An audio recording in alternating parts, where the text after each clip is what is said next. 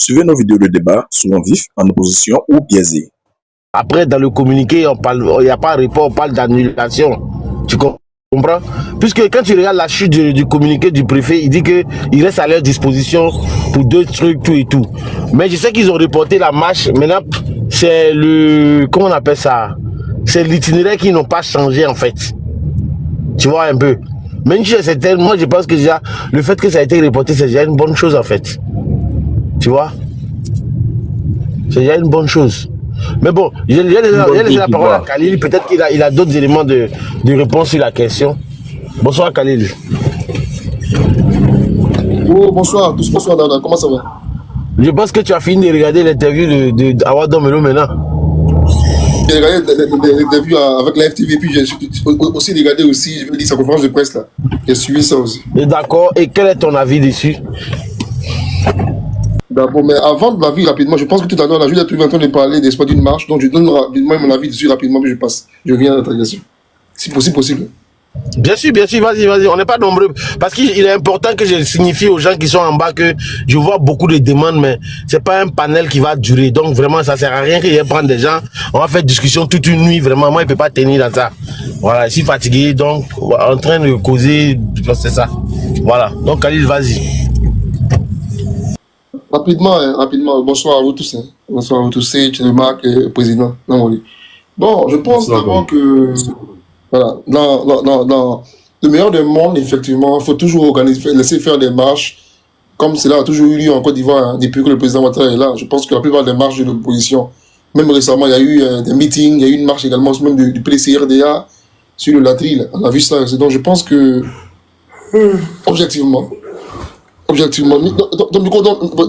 ton micro.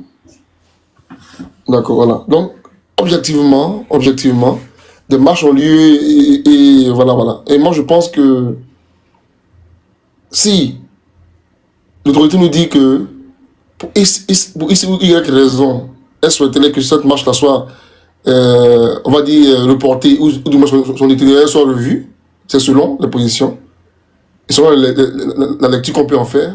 Moi, je pense que il y a au moins des raisons, n'est-ce pas, de croire en leur bonne foi. Vous savez, gérer un État, c'est très délicat, surtout la sécurité. Vous pouvez estimer tout à l'heure que vous voulez faire une marche, c'est vrai, mais si les autorités estiment qu'ils ont tel élément à leur disposition, qui estiment que ces éléments-là, mis en concomitance avec votre événement, pourraient être un lieu de déstabilisation ou de perturbation de l'ordre public. Il est de leur devoir de garantir la paix civile et sociale. Gérer un pays, ce n'est pas seulement ça veut dire que je vois quelqu'un nager le dos des nageurs. Non, ça c'est irresponsable. C'est irresponsable ça. Parce qu'à la fin, si demain matin je touche du bois et il y a des grabuges, celui vers qui tous les regards seront tournés, c'est bien le régime RHDP, le président Ouattara. Et donc, la paix civile et sociale, effectivement, si elle est menacée, elle emporte sur tout. Quand vous allez lire tous les théoriciens, n'est-ce pas, on va dire, de l'ordre social, ils vous diront que la première raison pour laquelle les hommes font des communautés, c'est d'abord pour la sécurité. Sans sécurité, on ne peut rien faire. Et donc, j'ose croire que c'est pour cette raison-là, naturellement, parce que je n'ai pas de raison de croire que une simple marche, naturellement, pris de manière isolée, pourrait perturber un État comme la Côte d'Ivoire. Certainement qu'il doit avoir des raisons.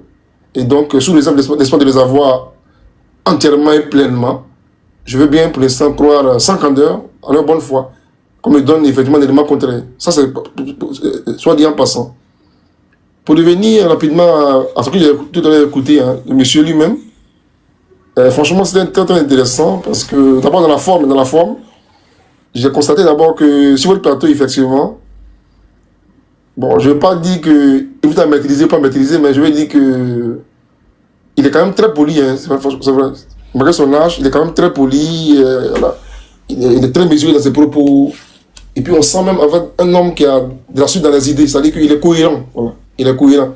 Soit RHDP n'est pas d'accord avec lui, Mais quand on écoute, on voit un homme, en fait... Ben, si tu me permets même, si tu me permets, en fait, j'aimerais juste faire une petite truc de vrai. Quand le monsieur, il est venu, je l'écoutais, tout et tout, je lui posais les questions, je l'ai agacé. Mais à un moment donné, il m'a obligé à déposer les armes. Parce que malgré tous les assauts, tu vois, il est resté tellement poli, tellement courtois dans sa réponse, tout et tout, qu'à un moment donné, je me suis dit, Daouda, si tu en fais trop, vraiment, tu vas exagérer et les gens vont percevoir autre chose. Donc, voilà un peu quoi. C'est pour répondre à ta petite boutade de maîtriser ou pas maîtriser là. Voilà, c'était ça. Tu peux continuer.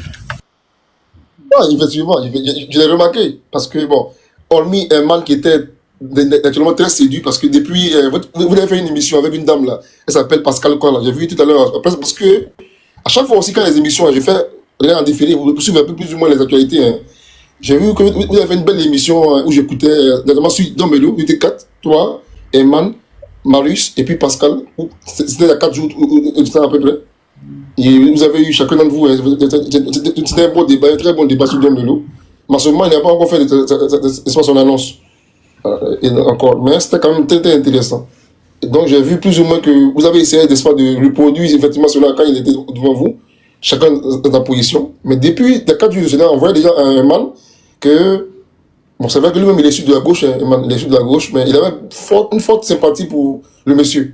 Et donc il a mis cela en avant. Donc en Allemagne, j'ai vu plutôt un admirateur du monsieur que un chroniqueur ce soir-là. Franchement, ça c'est un. Secondo, Marius était quand même aussi beaucoup sur la défense, bon, pas sur la défensive, mais il a tenu Marius au respect. C'est toi celui qui a essayé effectivement, comme tu as dit, de faire des assauts, n'est-ce pas, mais il a montré qu'il n'est pas homme, n'est-ce pas, à déstabiliser par les émotions. Il a fait tout pour tirer le débat sur le débat idéologique. On sait que c'est quelqu'un qui est pas un rêveur, mais c'est que c'est un homme d'idéologie. Voilà. Donc tout le débat a tourné autour de ça pour dire c'est quoi la gauche, le communisme. C'est-à-dire qu'il a tiré vers le domaine qu'il aime bien. Et dans cela, j'ai vu un homme d'une certaine maturité, d'une certaine cohérence, parce qu'il est cohérent, hein, parce que quand tu regardes son parcours de 96 et maintenant, il le dit lui-même, sans crier gars. Il dit que quand un homme dit non, il ne veut pas, il dit non. Et ça dit que, juste avant que tu dises le mot, il dit que oui, je suis convaincu, j'ai compris. J'ai dit, waouh, David a dit, il a compris. Il dit, ok. Sinon, il sait que, en fait, ce qu'il dit là, souvent tu fais exprès, hein, souvent tu fais exprès. Parce que ceux qui te suivent bien, quand tu regardes bien, tu fais exprès souvent d'avoir des pics, moi je savais. Mais le monsieur a démontré que oui, c'est vrai que tes pics là, je vois ces pics, c'est vrai, mais il a montré qu'il avait un autre objectif au-delà de vous tous. Il voulait communiquer à Sajacé, à Bologne, aux militants partout là, pour leur dire les raisons véritables pour l'espoir de sa candidature. Et j'avoue que moi, dans mon entourage, c'est vrai, dans mon entourage, je n'ai pas encore vu des gens un peu PAC qui attaquent de manière virulente Domelo. C'est que le monsieur, quand il parle, il marche sur des œufs, il fait attention à tout ce qu'il dit. Et j'étais quand même bluffé, n'est-ce pas, par sa connaissance historique, c'est vrai, mais pour moi, hein, c'est vrai que plus tard on peut en parler, mais il avait quand même plusieurs lacunes quand il parlait, plusieurs lacunes notamment. Je pourrais revenir là-dessus, n'est-ce pas, parce que soit c'est pas son domaine, soit il a été mal informé, ça dépend. Ou du moins c'est qu'il a appris est sûrement obsolète. Par exemple, au passage, quand il dit que il se bat pour que nos réserves de change soient ramenées en Afrique ici, tout et tout, c'est pas normal qu'on dépose nos épargnes là. C'est faux. C'est faux. Celui même qui a battu cela depuis 2019-2020, pour que nos réserves de change quittent la Banque de France pour venir en Afrique, c'est Alassane Ouattara, président de l'UEMOA à l'époque. Et donc depuis 2020, la BCEAO, contrairement on ne dépose plus encore nos réserves de change en France. Ça, c'est une réforme qui a eu lieu en 2020. Mais il est encore dans le passé, parce qu'il a encore des éléments de langage du passé. Et donc, il y a encore d'autres erreurs de ce genre-là, sur lesquelles on pourrait revenir plus tard. Mais bref, de grosso modo, c'est un homme qui impose le respect. C'est un homme qui est dans ses convictions, droit dans ses bottes. C'est un homme cohérent, je l'ai déjà dit. Mais c'est vrai que, de manière formelle, on dira que oui, il n'a jamais eu un poste électif, c'est vrai. Surtout pour un homme de gauche, c'est vrai, mais idéologiquement, il est calé. C'est-à-dire que son côté communiste, il est communiste jusqu'à dans l'os.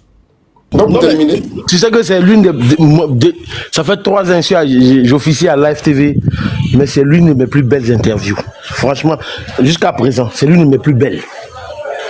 Vraiment, c'était très bien. J'ai aimé le moment. Franchement. Bon, donc, voilà, effectivement. Khalil, Parce que c'est vrai qu'on peut être adversaire à quelqu'un, mais quand même, quand même lui reconnaître au moins des mérites. Hein. Je suis d'accord avec toi. Moi, j'ai écouté, c'est vrai, j'ai vu que c'est un bel adversaire, mais moi, je dis que idéologiquement, heureusement qu'il n'est pas populaire. Hein. Heureusement qu'il n'est pas populaire, bien, parce que le côté qui manque à Laurent Gbagbo, c'est quoi? C'est le côté. Laurent Gbagbo est trop fermé, contrairement à la période de 2000 à 2002. Gbagbo est trop fermé. Le camp Gbagbo est trop fermé sur eux-mêmes. Ils n'ont plus d'alliés vraiment voilà, dans les agones ou à l'extérieur. Or, Dom offre cette possibilité-là au camp PPSI. Et donc, moi, je suis très heureux en tant que HDP qu'il ait cette dissension-là. Parce que, quoi qu'il en soit, ce monsieur que vous voyez, il a les oreilles de gens qui parlent directement à Poutine. Je vous dis clairement. Et donc, il veut déporter le combat idéologique qui était avec l'OTAN et le bloc de l'Ouest, là, en Côte d'Ivoire et en Afrique de l'Ouest. Et donc, il a dit quelque chose qui est passé inaperçu dans votre interview. Il dit que la raison pour laquelle il revient au PPACI directement, c'est parce que selon lui, le PPACI a rédigé un manifeste là, qui est dans la droite ligne de ses convictions. C'est-à-dire qu'il pense que c'est le FPI de 90 là, qui est revenu là. Et donc, il est communiste jusqu'à dans la chair. Donc, c'est un ultra depuis le début. Et donc, voilà. Mais bon, petite boutade et incohérence.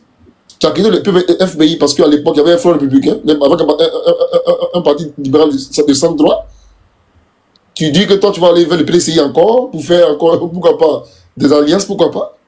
Bon, je n'ai pas compris cette partie-là, naturellement, mais bref. non, on a dit les souverainistes. Les souverainistes Il a répondu, il dit qu'aujourd'hui, aujourd'hui, dans tous les partis politiques, ils sont il y a les souverainistes. Et lui, c'est pas convaincant, tu sais pourquoi? Pourquoi? Parce que, quand le Gbagbo aussi partait vers le RDD communal, là, il y a aussi, en leur sein aussi, des gens qui étaient aussi pour l'alternance démocratique. Donc le Gbagbo aussi avait raison, alors. C'est pas cohérent, c'est pas cohérent. Parce que... Mais, Khalil, excuse-moi de te prendre 2 mots là, c'est une question en même temps à laquelle tu pourras répondre. Au début de ton propos, justement, que tu as dit que tu l'as trouvé cohérent, c'est là où j'avais pas justement été d'accord. Parce qu'il a été bon.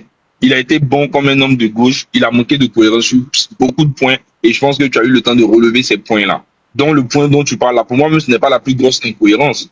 Mais le point dont tu parles là, est-ce qu'il ne peut pas se comprendre par le fait que les hommes politiques aussi évoluent? Tu vois, les hommes politiques aussi évoluent. Et aujourd'hui, l'idée, c'est de se dire que c'est pas fait sur la base de idéologique, une base idéologique. Donc, on parlait pas forcément de souveraineté, etc. Et ce qui reprochait à Gbagbo en son temps, c'était le fait, parce que Gbagbo, s'il perdait une deuxième élection, il risquait de quitter la tête du FPI. Donc, qu'est-ce qu'il a voulu faire? Il a voulu ruser justement pour ne pas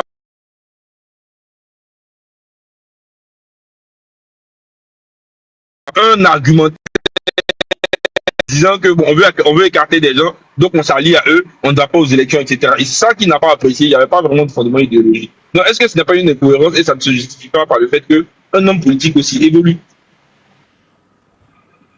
Non, rapidement. Khalil, pardon, avant que tu répondes, moi je vais vous quitter, alors j'ai trop sommeil, mais en tout cas je voulais féliciter en même temps Daouda parce que effectivement l'émission, j'avoue que quand j'ai écouté Dom Milo, comme le Mac l'a dit, il a été bon. Voilà. Maintenant, quand on veut rentrer dans le fond du sujet et dans les tests de cohérence, je pense qu'on va gratter la peinture. Et sinon, de façon générale, il s'est bien tenu. J'espère que tu ne seras pas le premier militant de Dom Milo.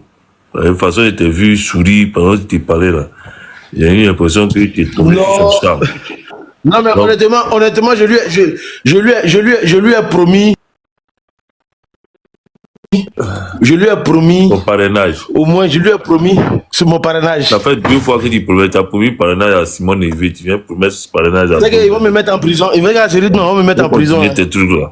C'est que il a été bon. Mais la question du souverainisme, je pense que tel que Alassane Ouattara se comporte actuellement là, avec des preuves palpables. Bon. Après, on va voir ce que ça contient, son souverainisme ivoirien et son idéologie. Oui, ça verra l'objet de discussion de moi et Khalid tout à l'heure. C'est pour ça que voilà, je veux qu'il réponde à ma question. Et puis on reviendra justement sur ces questions des autres incohérences que moi, je veux bien aborder avec lui, justement.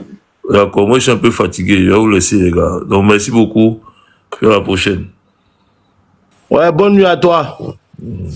Donc, Khalil et Mac, dites-nous, qu'est-ce qui vous divise?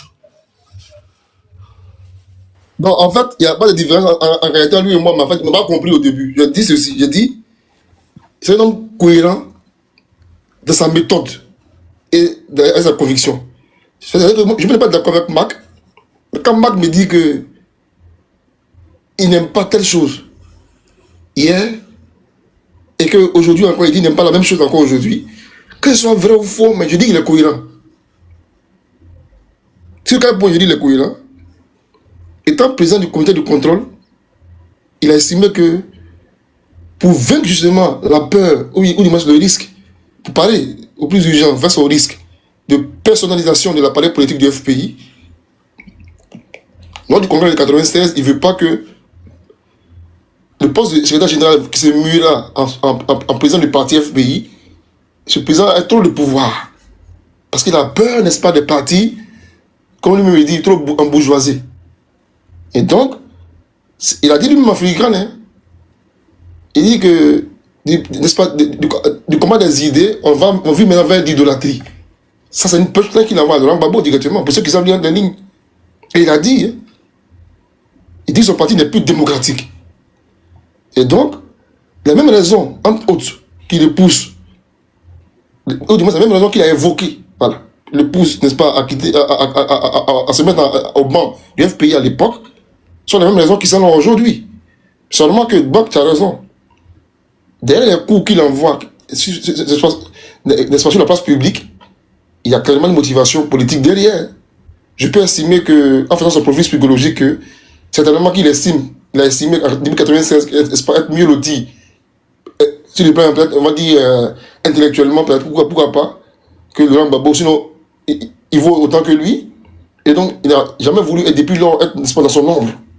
Et donc, c'est un truc qui couvre depuis longtemps, qu'il essaie de faire du surgir. Bref, là, je parlais maintenant d'incohérence et c'est le même d'erreur. Ça, c'est pas d'incohérence, ça, c'est une erreur que je dis. Il fait une affirmation qui est fausse. Il n'a pas eu de réserve d'échange, n'est-ce pas, du franc CFA, qui c'est faux. Ce n'est plus d'actualité depuis 5 ans, bientôt 5 ans. Bientôt 5 ans. Et donc, ça, il a fauté. Mais je mets ça sur le compte du fait que soit il est mal informé, ou soit, je veux dire, il n'a pas l'information. C'est simple. Pour l'instant, quoi, pour l'instant. Je pense qu'il a forcément une équipe autour de lui, ils pourront peut-être faire ces corrections-là. Mais je le dis que je suis opposé à lui. Je vois derrière lui, en fait, une tentative, n'est-ce pas, de nous faire intérioriser dans notre sous-région ici, ce qui a déjà commencé dans l'AES. Quand tu regardes les Tchani et autres là, mais c'est des pantins, excusez-moi du terme. Mais derrière eux, il y a une idéologie derrière qui veut créer en fait le même bloc là, Ouest-Est là, en Côte d'Ivoire ici. Et il a dit, il le revendique. Il dit l'AES, il a dit le mot AES hein, dans l'interview. Il revendique ça, il s'en cache pas. Et donc, comme il est purement communiste, radical, effectivement, et donc, je dis que sur le plan des idées là, c'est un beau combat, c'est un bel échange, donc ça augure naturellement de beaux échanges pour la campagne, parce que ça sera encore en dehors de la technique là, s'il y a un combat aussi des idées, ça serait intéressant que je vois également, pourquoi pas dans mon parti politique aussi des libéraux, qui viendront expliquer également. Toi, Khalil, moi je te vois venir, parce qu'à la vérité, toi, j'ai compris que le fait que Domelo ait lancé sa candidature, tu vois que ça fragilise le PPACI, donc en tant que RAGP, tu es heureux. C'est clair. C'est clair. Non, voilà, mais seulement Khalil, si je peux répondre à ta suite. Hein. En fait, ce que j'ai dit, justement, c'est que quand tu m'as dit qu'il a été cohérent, parce que là, tu viens de dire justement que c'est une erreur, la question des réserves d'échange, et on le sait, tu vois. Et c'est une question qui n'est pas connue du public, parce que moi, je l'ai entendu la première fois chez Hervé. En ce moment même, je te connaissais pas, mais je t'avais vu sur ce panel-là, et j'ai fait des recherches quand j'ai entendu, tu vois. J'avais vu justement que ça faisait partie de ce qui était en train d'être fait et tout, et c'est ce jour-là que j'ai approfondi mes recherches sur la question, tu vois. Et donc ça, c'est un truc qui est très peu connu du public. Maintenant, quelqu'un qui est cohérent dans sa démarche, parce que la cohérence, en fait, demande un minimum d'honnêteté, tu vois. Donc, quelqu'un qui est cohérent dans sa démarche, justement, il n'apporte pas les sujets-là de cette manière. Et là où je l'ai trouvé incohérent, moi, c'est sur ces questions-là, que ce soit sur la question monétaire, etc. Mais sur la question, tu viens de le dire, il a parlé de l'AES et tout. Donc, quand il dit, c'est-à-dire il finit de faire le procès du néocolonialisme français et il vient prendre l'exemple de l'AES, de la Russie, etc. Quelque part, ça manque de cohérence parce il nous demande de nous départir de quelque chose que lui-même, il est en train de chérir. Tu vois, il faut juste, en fait, changer le nom je vais dire, du soi-disant colon, etc. Et j'ai expliqué à Daouda que tout à l'heure, j'ai l'impression que ce genre de personnes-là doutent de la capacité des Africains je vais dire à aller vers une souveraineté, je vais dire, une full souveraineté eux-mêmes. Puisque, on parle de toutes les souverainetés alimentaires, militaires, etc. Toutes ces souverainetés-là viennent en travaillant militaire parce que, justement, on pense que on a acheté suffisamment d'armes, on sait aussi fabriquer, etc. alimentaire parce que, je vais dire, on sait produire en masse, on sait, notre agriculture est plus dynamique et tout, monétaire parce que on est en train de le faire là petit à petit. C'est-à-dire que la souveraineté sera totale et quelque part, les questions même de souveraineté là se discutent encore dans l'espace par exemple européen. Moi je me souviens que en France quand on était étudiant on nous demandait, on faisait toujours le débat des exposés sur la souveraineté, je vais dire de la Banque centrale française donc la Banque de France, etc. Est-ce que quelque part les pays là ne sont pas souverains et la conclusion à laquelle on arrivait c'est que les pays de l'Union européenne dès lors qu'ils justement rentrent dans l'euro, c'est-à-dire qu'ils essaient de troquer quelque part une partie de leur souveraineté. Donc je vais dire en fait ces questions là quand ils sont flous dessus à dessein parce qu'ils savent que ils savent que quelque part ils ont ils ont une offre politique à vendre et donc même s'il faut être incohérent et il faut mentir pour cette offre politique là, ils vont aller jusqu'au bout. Donc je l'ai trouvé bon dans son exercice, bon parce qu'il a su vendre son offre, mais mauvais, bon pas mauvais mais incohérent. Non, je termine dessus. Je termine dessus pour dire que je l'ai trouvé bon. Je l'ai trouvé bon parce qu'il a su vendre cette offre-là, mais je l'ai trouvé incohérent parce que justement, en fait, il s'est un peu mêlé les pinceaux. En tout cas, pour quelqu'un qui veut, je vais dire, se présenter à une élection présidentielle qui a des ambitions, il s'est un peu mêlé les pinceaux justement sur ces questions-là et il a confondu beaucoup de notions avec lesquelles je ne suis pas d'accord, pas parce que je ne suis pas de gauche, mais parce que je l'ai trouvé léger ou pas rigoureux sur certains points. Et donc, ça m'étonne que le point incohérent que toi, tu avais soulevé, justement, c'était la question je vais dire que du PDCI, etc. Parce que pour moi, ça se justifiait, en fait. Moi, pour l'instant, j'appelle tous ceux qui veulent être candidats. Donc, on m'a compris politiquement. Pour l'instant, oui, je suis là. Tu disais qu'au passage, je tiens à te porter l'information. Tu disais qu'il y a plus de 65... comment on appelle ça? Candidature à la candidature. Je ne sais plus quelle expression les gens utilisent. C'est pas l'expression que j'oublie. Candidat à la candidature. Candidat à la candidature, ouais. Voilà, ceux qui veulent être candidats là. Potentiellement, il y en a 65. Ouais. Ouais, c'est beaucoup, hein? Bravo. C'est beaucoup, hein? Oh. Donc, ça dit que celui qui va décider de dire que lui ne va pas cette année-là, il est mort.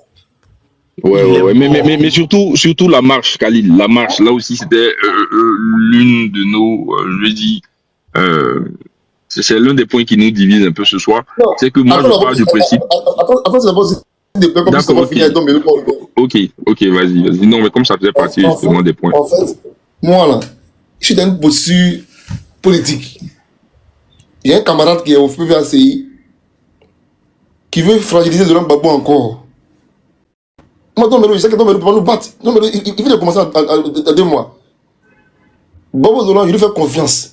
Je sais que jamais il va valider Don Melo. Jamais. Ça seulement, il fait confiance. Moi, je sais. Moi, je sais.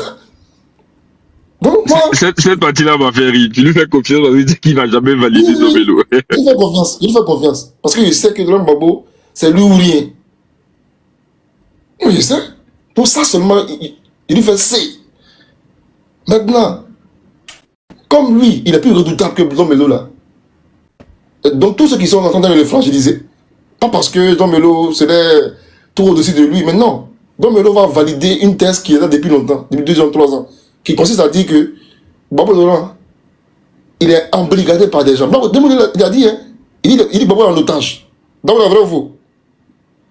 Dans la Il a, bouche. il a dit même. Il a dit, le nous mot on a était- fini le de mot était balayer fort du pour moi, revers de hein. la main. Ouais, nous on a fini de Tu sais balayer du que- revers de la main sur cette thèse-là, mais bon. Tu sais que de vrai, je sais que une fois Charles Bleu Goudé l'avait dit. Je sais que Afi avait déjà dit ça. Mais que Don Melo, qui est vice-président du PPACI, dise la même chose. Non, vraiment ça là. J'avoue que ça a commencé à me faire tiquer. Mais Mais bon, donc, il a dit un truc qui est important et qui va exactement dans le même sens de ce que Blé Goudé a dit, c'est ils finiront par comprendre. Et Blé Goudé avait dit quelque chose, il a dit qu'il avait dit ça un peu sur Live TV, mais il a dit ça dans son émission avec le gars là, j'oublie son nom. Il a dit en fait qu'il y a des gens même autour de Gbagbo justement qui sont totalement en désaccord avec cette posture-là. Mais parce qu'ils évitent, ils ont peur de ce lynchage que, par exemple, Domelo, qui était applaudi hier au PPACI, est en train de subir là. Ces personnes-là sont dans ce suivisme-là parce qu'ils se disent que, en fait, sans Laurent Gbagbo, ils n'auront peut-être pas d'avenir politique, tu vois. Et donc ça me ramène maintenant sur la question de la marche, que quand Khalid a fini, on va l'aborder. Voilà. Moi, je dis, en tant que stratégie politique, ce qu'il vient de faire là, moi, je suis serré dans les tribunes. Ça m'arrange pourquoi? Ça va faire vivre encore ce débat là pendant une semaine, 2 semaines, 1 mois, qu'on va groupiller dans les campagnes, dans le temps, dans l'opposition. Où tu vas voir les gens maintenant, des cyberactivistes, des professeurs, ils disent non, Gbagbo Dola, il est embrigadé, Pro Nadi, Pro Simon, ça va commencer encore. Moi, mon objectif politique, à court terme, première chose. Moi encore, seconde chose, je vois autre chose derrière. Je vois que... tu sais à quoi moi ça me fait penser? Non. Est-ce que tu as écouté l'émission avec Claude Saï? Bien sûr, bien sûr, bien sûr. Ça là aussi, j'ai pas écouté, mais tu as dit que c'était une belle émission. En tout cas, avec Coco, tu as dit que c'était une belle émission. Ça y a dit ceci. Il a dit que moi je m'en fous de ce que. Au contraire, il nous a dit encore eux, n'est-ce pas, de se déchirer en eux. C'est ça va même. faire l'effet. C'est que tu as remarqué la partie. Il dit, tant qu'il se déchire là, moi je suis heureux. Mais vous n'avez pas vu la sortie de leur cyberactiviste, t'as pas vu la sortie des Eximo, des Gbagbo, Kone et tout. Ils ont dit en fait qu'il s'est fait payer par photocopie, c'est leur même narratif. Hein.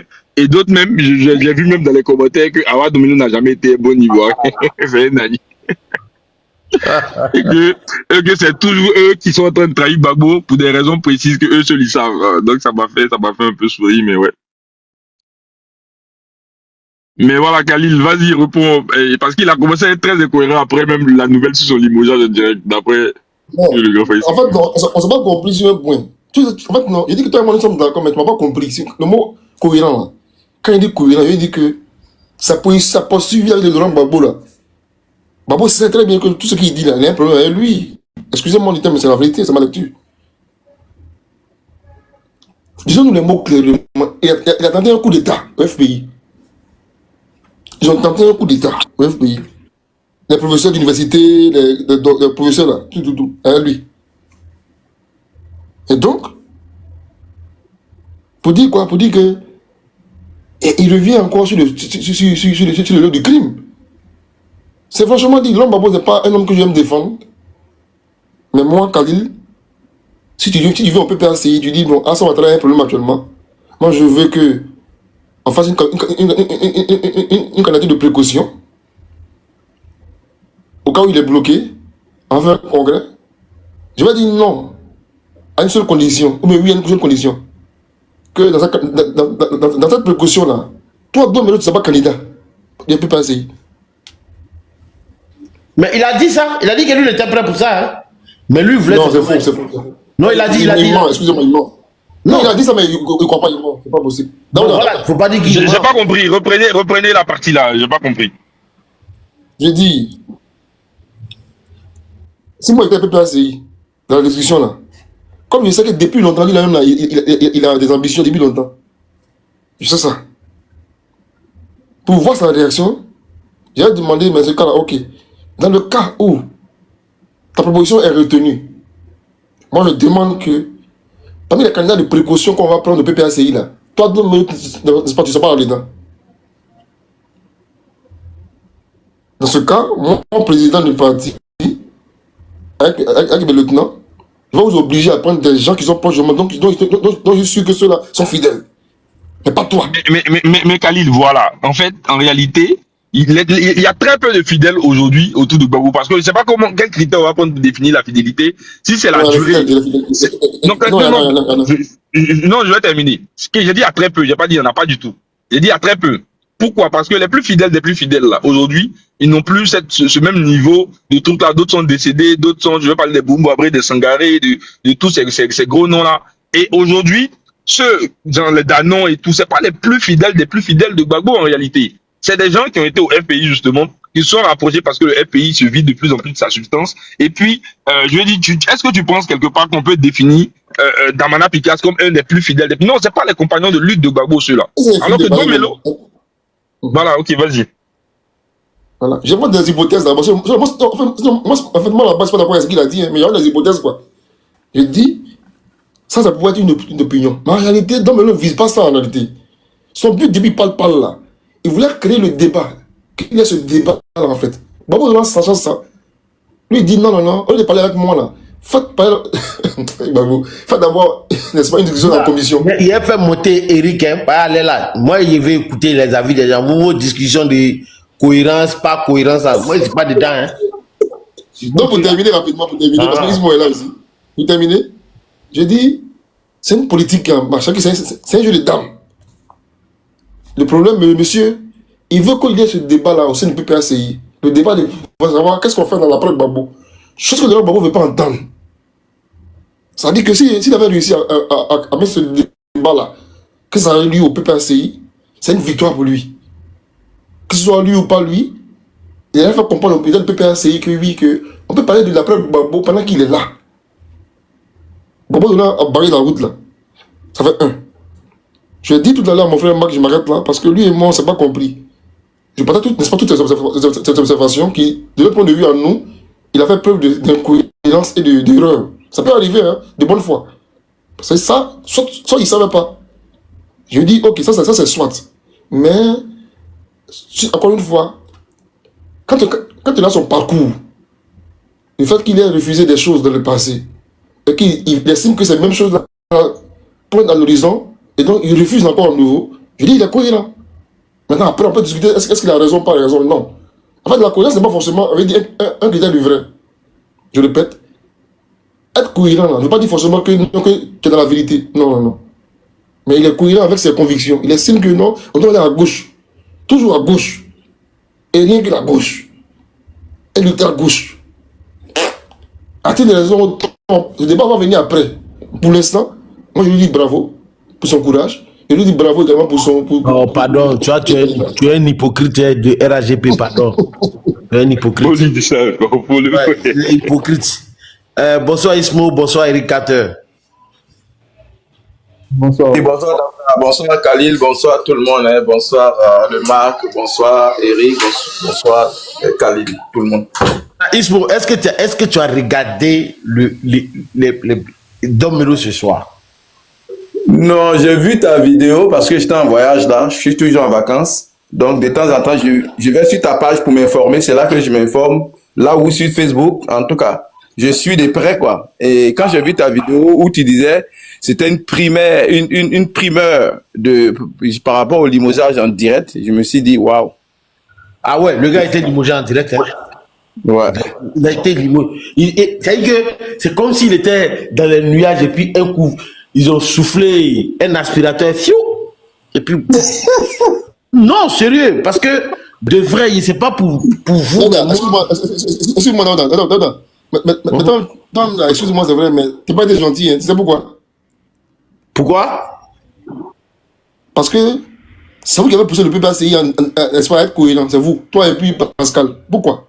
Et quand tu dis cela, toi tu as dit qu'en temps normal, tu as raison, hein, tu dis non. On peut communiquer pour dire que ceux qui disent que Domelo a raison, là, qui le soutiennent là, on les limoge. Lui-même qui est concerné là, il n'a pas limogé. Donc toi tu as dit, il y a 3-4 jours de cela, tu as dit ceci. Tu dis non. Pour être cohérent, on devrait voir aussi communiquer, n'est-ce pas, limogeant Domelo. C'est vrai ou faux? Je l'ai dit, moi je l'ai dit, parce que pour moi, il y avait une forme de dichotomie en fait. Bon, Ça a parlé maintenant. Oui. Ça a parlé maintenant. C'est pas incohérent. Au contraire, ils sont cohérents. Non, ce que je veux dire, ils ont été cohérents mais inélégants. Je suis d'accord avec toi. Ils ont été cohérents mais inélégants.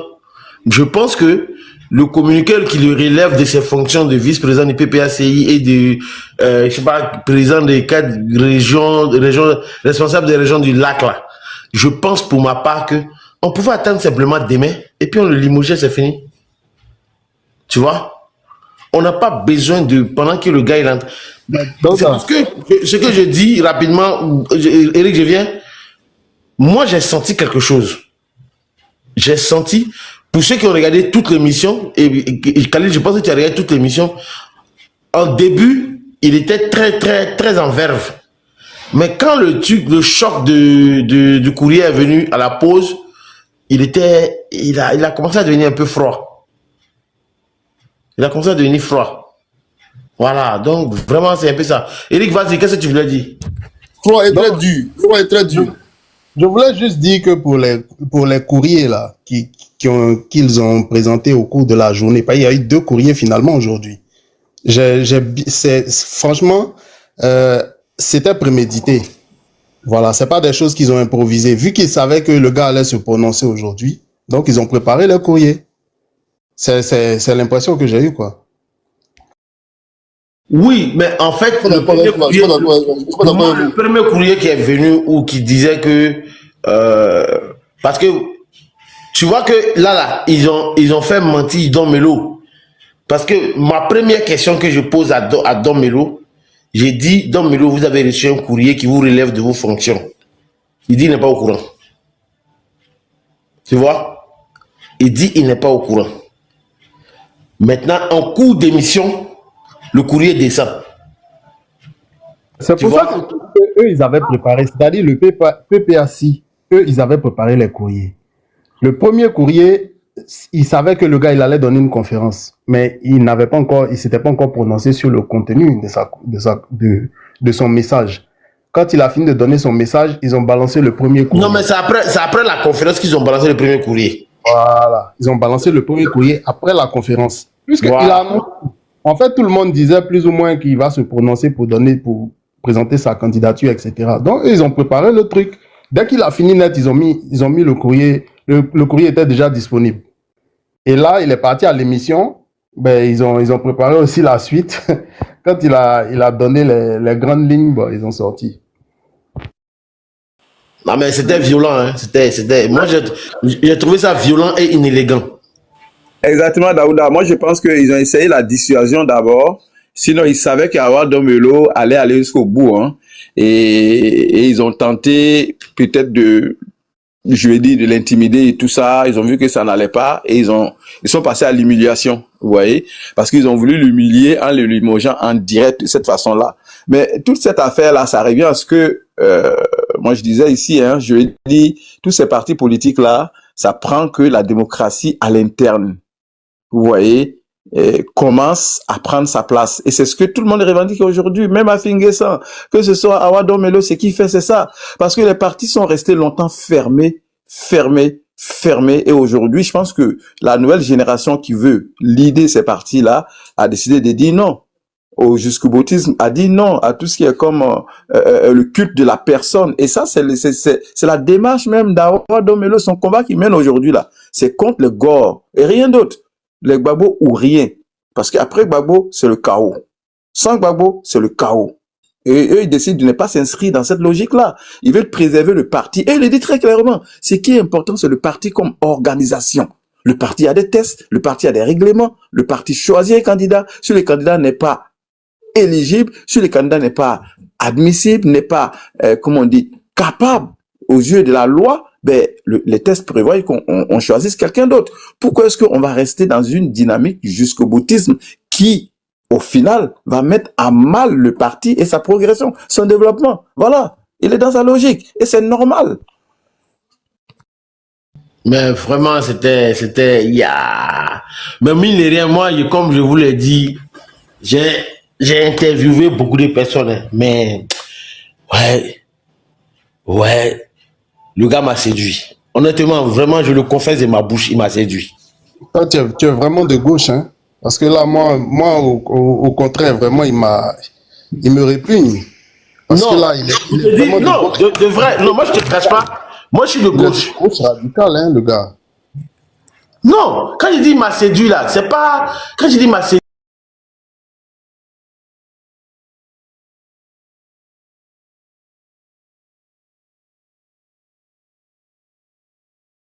Si tu me permets de donner mon avis, je pense qu'on a tous fini un peu comme des statisticiens ce soir. Effectivement, je me suis retrouvé avec des hypothèses multiples. C'est pas, tu vois, le genre qu'on doit utiliser pour tester des relations entre plusieurs variables. Ça y est, je me suis dit, bon, la première hypothèse, bon, on est en quand tu gardes la parole et tu partages la parole, mais moi-même, me laver, chef. D'accord. Je me suis dit, bon, on est en politique, c'est peut-être de la ruse. Façon, les courriers sont calculés, etc. Je me suis dit, bon, le PPAC a probablement, ils sont probablement en train de préparer une surprise, hein, comme le président Ouattara a l'habitude de le faire. Et ils sont peut-être en train de préparer une surprise au RHDP. Mais alors, pour que cette hypothèse-là, en tout cas, se vérifie, il va falloir peut-être suivre l'organisation autour de son parrainage. Si le PPAC, en tout cas en sourdine, la machine PPAC l'aide à obtenir son parrainage, ça veut dire qu'effectivement c'est une ruse. Sûrement qu'il va sortir dans d'autres devant. C'est-à-dire ils ont préparé leur coup. Mais la seconde hypothèse à laquelle j'ai pensé, bon, là ça relève vraiment de la théorie du complot. Et ça c'est relayé depuis plus d'un an même sur TikTok par une ancienne gore. Je pense que tout le monde la connaît. Je ne vais pas citer son nom pour ne pas créer de polémique. C'est une dame là, elle est un peu alcoolique, un peu vulgaire façon là. Elle tient des panels. Depuis près d'un an, elle est en train de dire que en fait, Laurent Gbagbo est contrôlé par Nadi Bamba au profit du RHDP et que elle emmène à faire des erreurs politiques comme se séparer de ses amis, simuler le jusqu'au-boutisme et puis ensuite boycotter les élections pour dérouler le tapis rouge au RHDP. Bon, ça c'est une hypothèse aussi. Et quand vous allez regarder les commentaires de l'émission sur YouTube, vous verrez que les gens penchent un peu sur, voilà, toutes ces hypothèses-là ensemble. Pratiquement tout le monde. Et finalement, on se rend compte que, mine de rien, il a des soutiens. Il a prêché des gens qui sont convaincus. Il a prêché vraiment beaucoup de gens qui sont convaincus. Là où je suis d'accord avec lui, c'est qu'il y a vraiment un problème de formation idéologique dans les partis.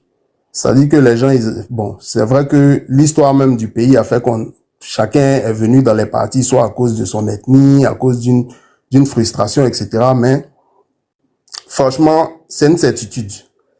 Le gars, il est vraiment de gauche radicale. Franchement, moi, dans son discours, j'ai constaté que je suis profondément en désaccord avec lui. Et franchement, cette manière de penser là, franchement, c'est dangereux pour le pays, quoi.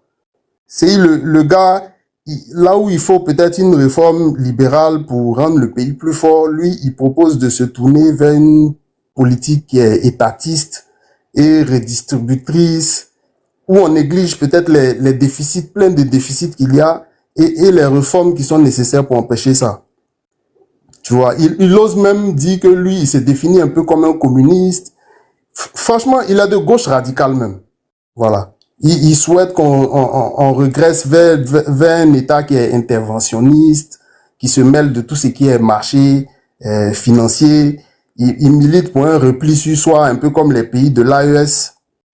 Et ça, franchement, il a même avoué que c'est pour des raisons idéologiques à l'époque, dans les années 90, qui s'était séparé du FPI un moment. Parce que tous les jours, les gens répètent à longueur de journée que oui, dans les années 90, il avait créé un mouvement soi-disant FPI Renaissance, mais c'est aujourd'hui qu'il a avoué que c'est parce que le FPI à l'époque avait commencé à se mondialiser et qu'il s'était même allié à choses, comme on appelle ça, au RDR, et que c'est les raisons pour lesquelles il a pris cette distance.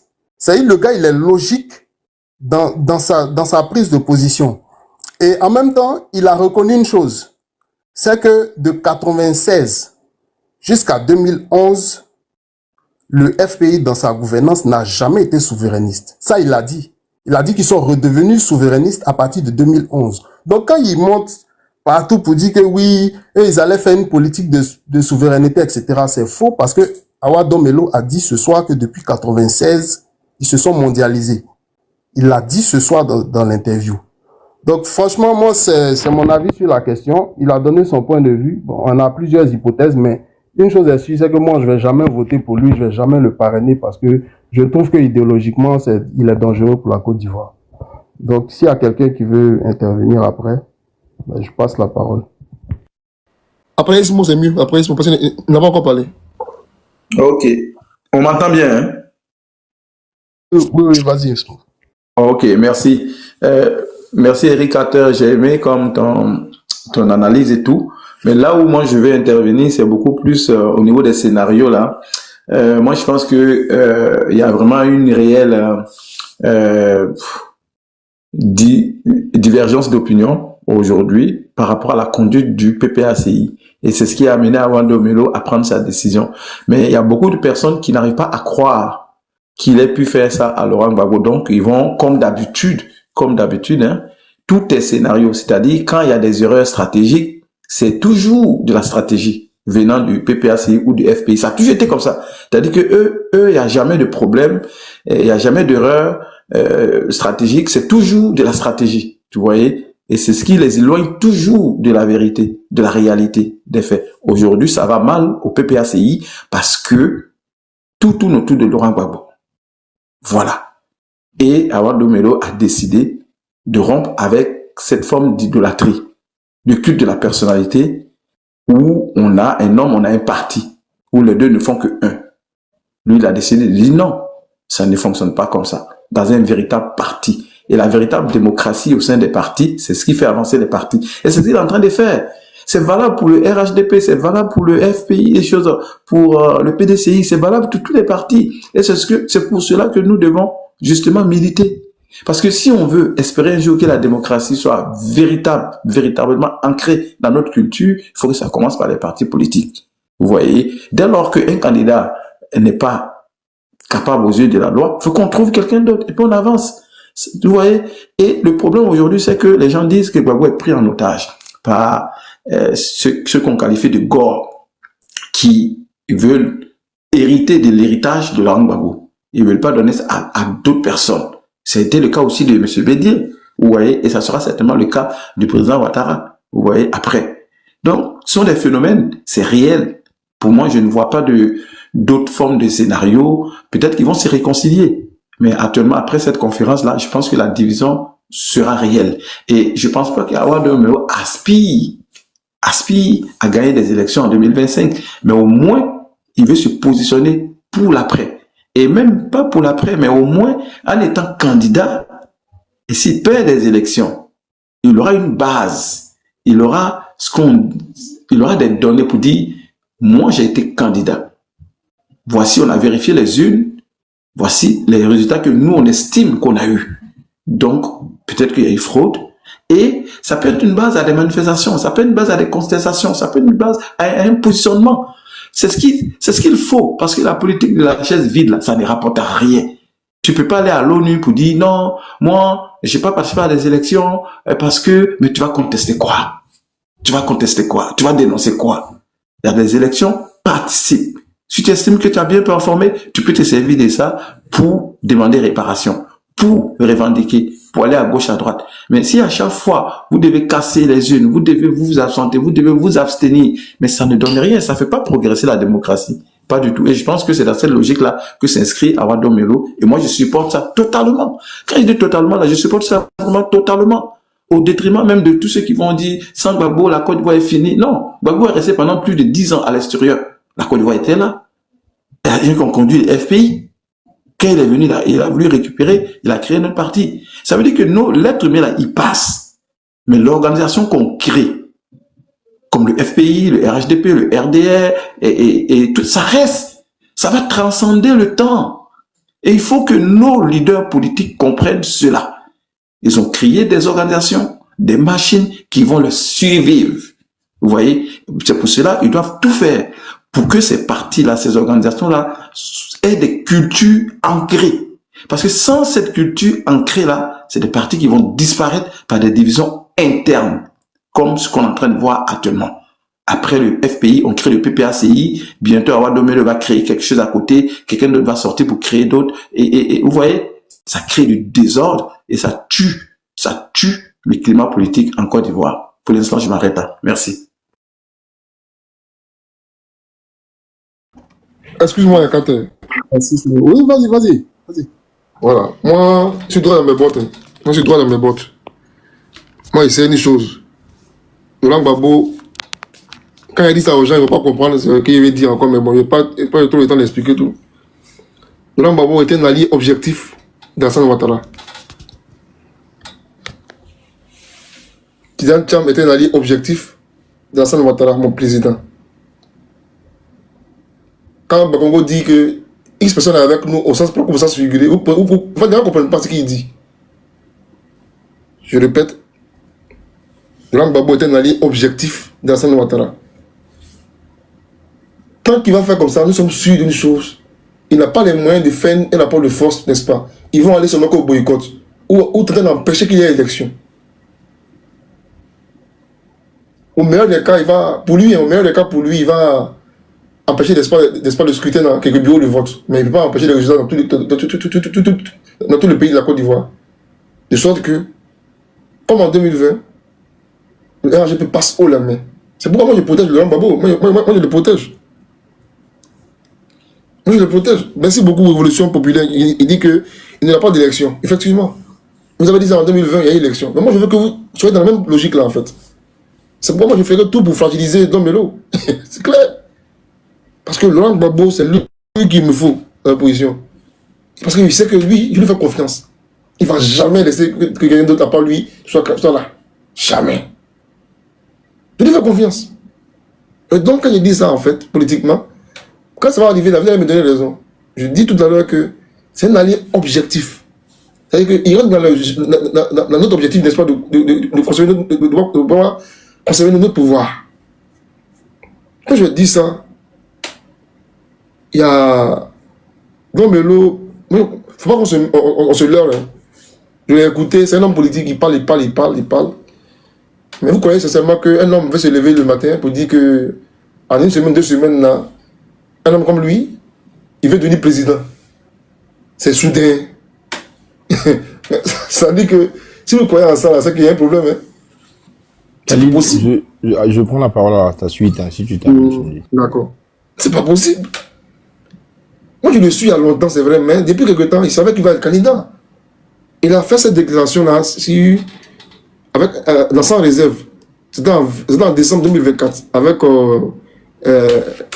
Dali Yarasoba. Il a fait une déclaration. Après que Katina avait parlé du plan B, plan Z, que c'est de Laurent Gbagbo là. Qu'est-ce qu'il avait dit à l'époque là? Ça ne dit même pas. À une minute maximum, je pense, mais on va écouter. Quand il pose la question du plan B, tout et tout, il avait une boutade. Comme on dit à Abidjan, il a parlé mal. À ceux qui ne sont pas quand tu parles d'espoir. Donc pour vous, pas question, par exemple, d'avoir un plan B en pensant, par exemple, à ce qui s'est passé au Sénégal entre Ousmane Sonko et l'actuel président du Sénégal, Bassirou Diomaye Diakhar Faye. Pas question, le président Laurent Gbagbo, comme quelqu'un du PPAC il a dit, le plan A, le plan B, le plan C jusqu'au plan Z, c'est cela? Vous savez, ça c'était sur le ton de l'ironie. Le plan A, plan B, plan C, plan Z, vous savez que l'alphabet latin n'est pas le seul alphabet du monde. Bref, trêve d'ironie, il est important que nous sachions une chose, c'est que l'injustice qui frappe le président Laurent Gbagbo peut frapper n'importe quel autre plan B, plan W, tout ce que vous voulez. La politique. Tout ça, il faut qu'on en soit conscient. Et donc, c'est aux militants du PPACI de faire leur analyse et de proposer d'autres solutions. Proposer d'autres solutions? À qui? Nous sommes en décembre 2024. Hein? Décembre 2024. Il pense à lui, en fait, en disant ça. C'est pas nouveau. C'est un jeu de bataille qui est là depuis longtemps. Chacun d'entre eux donne des coups, il se donne des coups depuis longtemps. Il a cette ambition depuis longtemps. Et donc, il fait une pique, il souffle un peu, il dit non, ça peut tuer tout le monde, tout et tout. Mais il termine, il dit que, il va lui parler mal politiquement, il va dire que lui, il a une idéologie. Il dit on va en politique pour mettre en place une idéologie. Et donc lui, il estime que tous ceux qui n'ont pas d'idéologie là, au PPACI, ils devaient franchement faire table rase, quitter là. Écoute la suite rapidement, en quelques secondes. Au cas où il y a un blocage véritablement. Donc ça, c'est une affaire de parti politique. Est-ce que les militants du PPACI pourraient penser à vous, par exemple? Est-ce qu'avec le background que vous avez, est-ce qu'il vous est déjà arrivé de vous dire je peux être président de la République de Côte d'Ivoire? Est-ce que vous avez déjà pensé à cette fonction suprême, très exigeante? Bien, ce qui est sûr pour les hommes politiques qui sont rentrés dans la politique avec un idéal, ont l'ambition de jouer plus tard un premier rôle. Tout dépend des contextes, des opportunités qui se présentent. Pour les hommes, c'est Awa Dombello qui est en face de moi. C'est à lui que je pose la question. Pour les hommes politiques qui ont un idéal, parce que la politique est un moyen pour réaliser un idéal. De même, un parti politique est un moyen pour réaliser un idéal. Il y a des gens qui rentrent en politique non pas pour réaliser un idéal, mais pour se réaliser. C'est totalement différent. Mais lorsqu'on rentre en politique, c'est pour réaliser un idéal. Et donc, il est bien évident que tous les hommes politiques qui ont un idéal ont envie de jouer des rôles importants dans leur carrière politique. Bon, je m'arrête là pour ne pas être trop long. Je veux dire que quand j'écoute des gens parler, en fait, quand tu suis la politique, là, tu dois avoir plein d'éléments d'analyse. Je vais revenir plus tard sur le PDCI-RDA pour savoir quel est l'impact de cela, ce que nous constatons là, sur le front commun à terme et sur le PDCI-RDA. Quand Marc va finir, et puis Ismo va finir de parler, il va faire jouer une vidéo de Brendomi à l'époque, sur laquelle d'ailleurs il y a eu peu de commentaires, bizarrement, c'est étrange, peu de commentaires à l'époque. Devant sur NCI 360, il a fait une intervention, une référence à... Je veux que tu dises ce qu'il a dit, Brendomi, pour m'assurer du fait que je pense exactement la même chose. D'accord, je mets ça rapidement, écoute ce que Brendomi disait à Evelyne Deba quand elle a parlé de cela. Qu'est-ce qu'il a dit? Il a dit d'abord que... Voilà. Au problème de cohésion à l'intérieur, je suis d'accord avec les gens de l'opposition, ça je suis parfaitement d'accord. C'est un problème qui prend du temps, mais qu'on travaille. Le président Kiam, quand il est arrivé, rappelez-vous, il s'est déplacé par là à Maman pour voir le président Gbagbo. Il a rencontré Mme Yves Gbagbo. Il y a un groupe de opposition qui les rencontre. Mais vous voyez, les partis politiques sont dans les starting blocks avec des problèmes. Vous n'êtes pas prendre position pour l'un ou l'autre. Et je pense que le PPACI et nous allons nous entendre sur des principes. Déjà, on a eu des instructions à l'Assemblée nationale, on le fait ensemble. Mais nous n'allons pas nous positionner en sachant qu'il y a des problèmes aussi à l'intérieur, même si on ne l'exprime pas à le faire. Avec Mme Gbagbo, on n'a pas de problème. Avec le COGEP, on n'a pas de problème. Pour vous comprendre, pour nous permettre de comprendre. Oui, vous êtes en train de nous dire qu'il y a besoin de comprendre. Non, déjà, vous savez, à notre niveau, si vous voulez venir vous allier à nous et que M. Bion dit que c'est lui qui va, vous allez avoir un problème. Vous savez qu'il y a un problème qui s'élève, qu'il faut que nous on voit clair d'abord avec M. Awa Dombello pour qu'il n'y ait pas pris de décision. Il ne faut pas qu'on s'allie à un parti et puis vers la fin on va avoir une décision. Donc, on est en train de jouer au rôle. Hein? Vous avez des raisons de craindre une scission au sein du PPACI?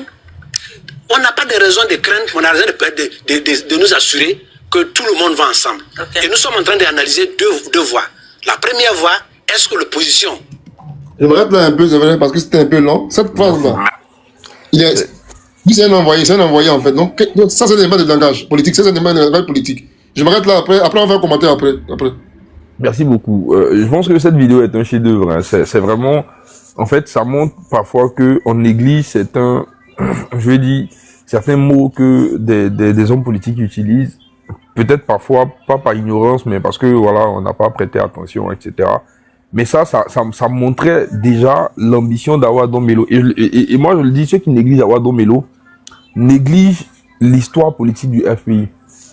Awa Dombello n'a jamais voulu être n'importe qui au PPACI. Il n'a jamais voulu être n'importe qui au FPI d'alors. C'est la raison pour laquelle Khalil l'avait rappelé. Il s'était fermement opposé au fait qu'il y a un président et tout, que la machine finalement devienne ce qu'elle est devenue après. Donc, je veux dire, un élément de Gbagbo. Il a eu, peut-être que c'est pour ça que ça sera un peu compliqué pour lui, justement, de s'allier peut-être avec Blé Goudé, mais j'espère, peut-être qu'ils finiront par s'entendre, je sais pas. Mais il a toujours, justement, été contre un certain nombre de choses.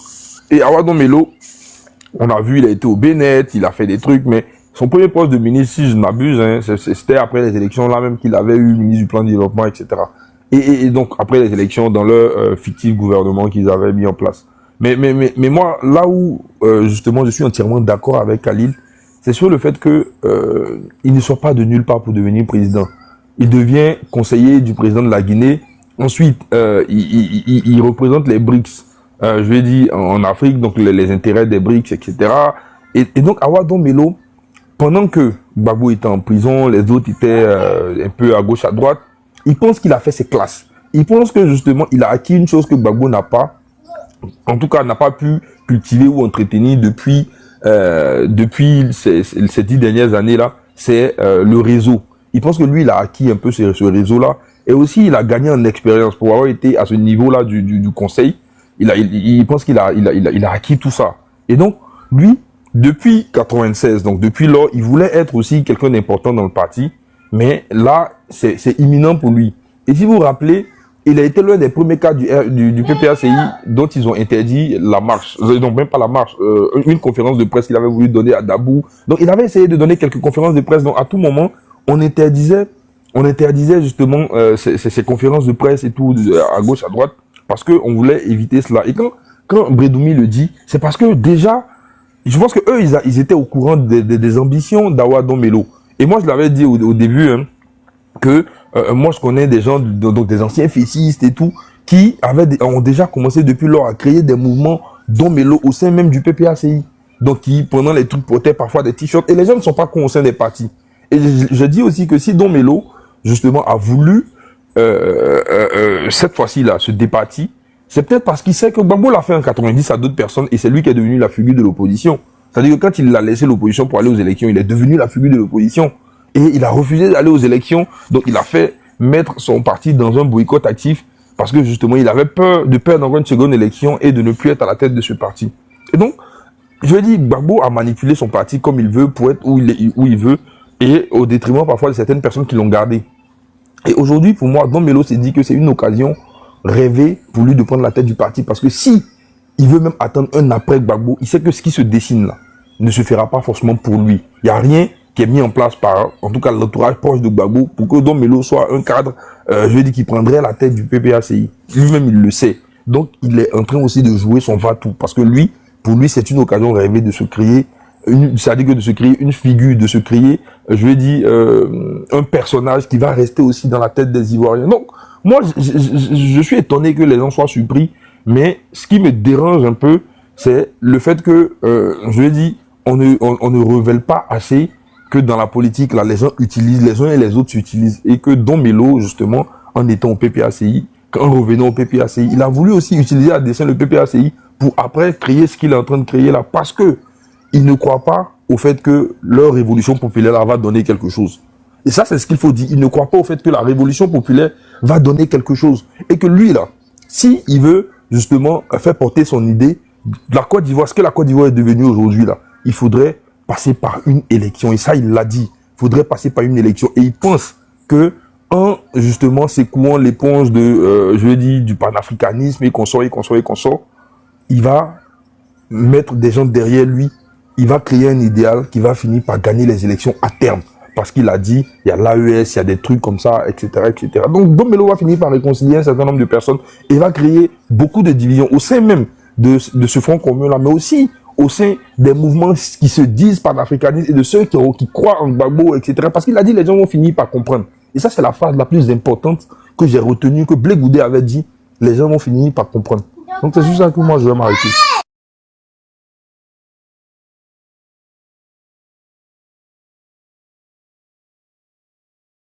Esmo, tu veux rebondir?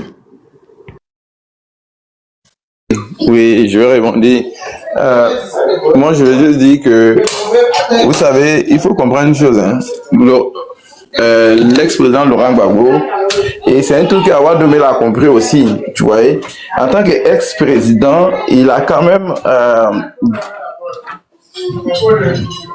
même droit à certaines, tu vois, les allocations, les primes de président, certains privilèges, quoi, tu vois. Donc, il demeure vulnérable. Quand on sait que dans la politique, souvent, ivoirienne, ce sont des éléments qui sont utilisés. comme le gel des avoirs et tout ça pour pouvoir faire plier quelqu'un, vous voyez. Donc, Awa Domelo et son équipe se disent certainement que tôt ou tard, tous les discours qui est fait par Laurent Gbagbo et son clan dans le PPACI n'ira nulle part parce que le gouvernement pourra faire pression sur lui avec ces éléments-là, vous voyez. Alors que lui, il est totalement libre, tu vois. Et pour moi, c'est normal aussi. Parce que lui, il est totalement libre. Hein. Les moyens de pression du gouvernement, si on doit encore ajouter, en plus de, je vais dire, Blé Guillaume Soro, Tidiam Thiam, Laurent Gbagbo et encore Awa Domelo, vous voyez, ça poserait quand même assez de problèmes. Et même au niveau même des moyens de pression, pour moi, il n'y en a pas. Donc, il s'est dit que lui, c'est un élément qui est libre par rapport à Laurent Gbagbo. C'est juste qui, aujourd'hui, se limite uniquement à des discours. Tu vois, des discours qui vont forcément peut-être pas porter fruit. Et comme je pense que Eric Carter l'avait présenté au début aussi, et quand on regarde l'idéologie d'Awa Domelo, quelqu'un qui semble quand même un peu à la limite du radical un peu, hein, ça il faut le dire, sur tous les plans. Ouais, sur tous les plans. Et il s'est dit, il est beaucoup plus jeune que Laurent Gbagbo, et c'est maintenant, même malgré son âge, la jeunesse en politique est relative chez nous. Donc, il est jeune et puis ben, il est capable d'être beaucoup plus fougueux, de prendre beaucoup plus de risques. Donc, je me dis, dans ce climat-là, c'est normal. Et puis, je suis d'accord avec Khalil qui dit que les anciens partis comme le PDCI, je prends Tidiam Thiam avec Laurent Gbagbo sont, et c'est à ce sens-là que j'ai raison aussi, sont des alliés, vous voyez, des circonstances aussi, du pouvoir en place, je veux dire du président Ouattara, parce que c'est des gens qui se sont ils se sont enfermés dans une dynamique du jusqu'au boutisme, boycott et tout.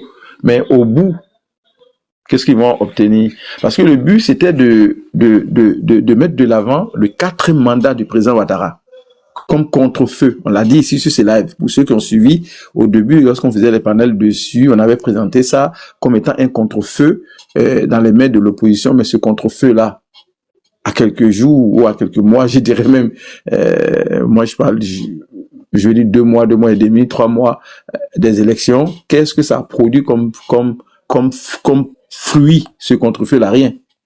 Vous voyez? Donc ça n'a pas été utile aujourd'hui. Et Awa Domelo est très conscient. Il va dire, ils vont faire du bruit comme d'habitude. Et ça va rien apporter. Je suis mieux de me présenter. Vous voyez? Donc, il se présente maintenant. Il va s'essayer. Il va se bâtir. Et il va se positionner comme acteur, l'un des acteurs principaux de la politique en Côte d'Ivoire pour demain. Parce qu'il c'est quelqu'un qui va se retrouver demain face à des gens comme Tidiam Thiam, si jamais les choses seraient pour lui pour les prochaines élections, qui va se présenter demain face à des gens comme Guillaume Soro, lorsque la situation va être bonne pour lui, contre des gens comme Afin Guessan. Et aujourd'hui, quand tu regardes aussi le climat géopolitique et géostratégique, lui, c'est un allié direct. C'est quelqu'un qui a eu à travailler pour les Russes. Et il s'inscrit justement dans ce élan panafricanisme qui veut que l'Afrique change de partenaire. Donc, parmi tous les autres qui sont là, il est le seul qui bénéficie de ce tour-là, de cet avantage d'avoir un lien direct avec la Russie et de facto, qu'on le veuille ou non, avec le Mali, le Burkina et le Niger. Donc, c'est un avantage pour lui qu'il veut capitaliser, il veut transformer ça en crédit politique sur la scène politique ivoirienne. Et pour moi, c'est tout à fait légitime. Voilà.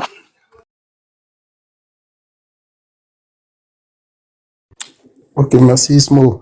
Et il y a le fait qu'il ait fait un aveu au cours de son interview aussi. Il a dit que il a essuyé des échecs quand il s'est mis à la recherche d'un soutien géostratégique dans le cadre du repositionnement du candidat Laurent Gbagbo. Il l'a dit aussi ce soir. Il a dit que ils sont sortis, ils ont cherché des soutiens et ça n'a pas marché. Et malheureusement, la dernière bouée à laquelle il comptait s'accrocher, c'était le le jugement définitif de la Cour africaine des droits de l'homme, là.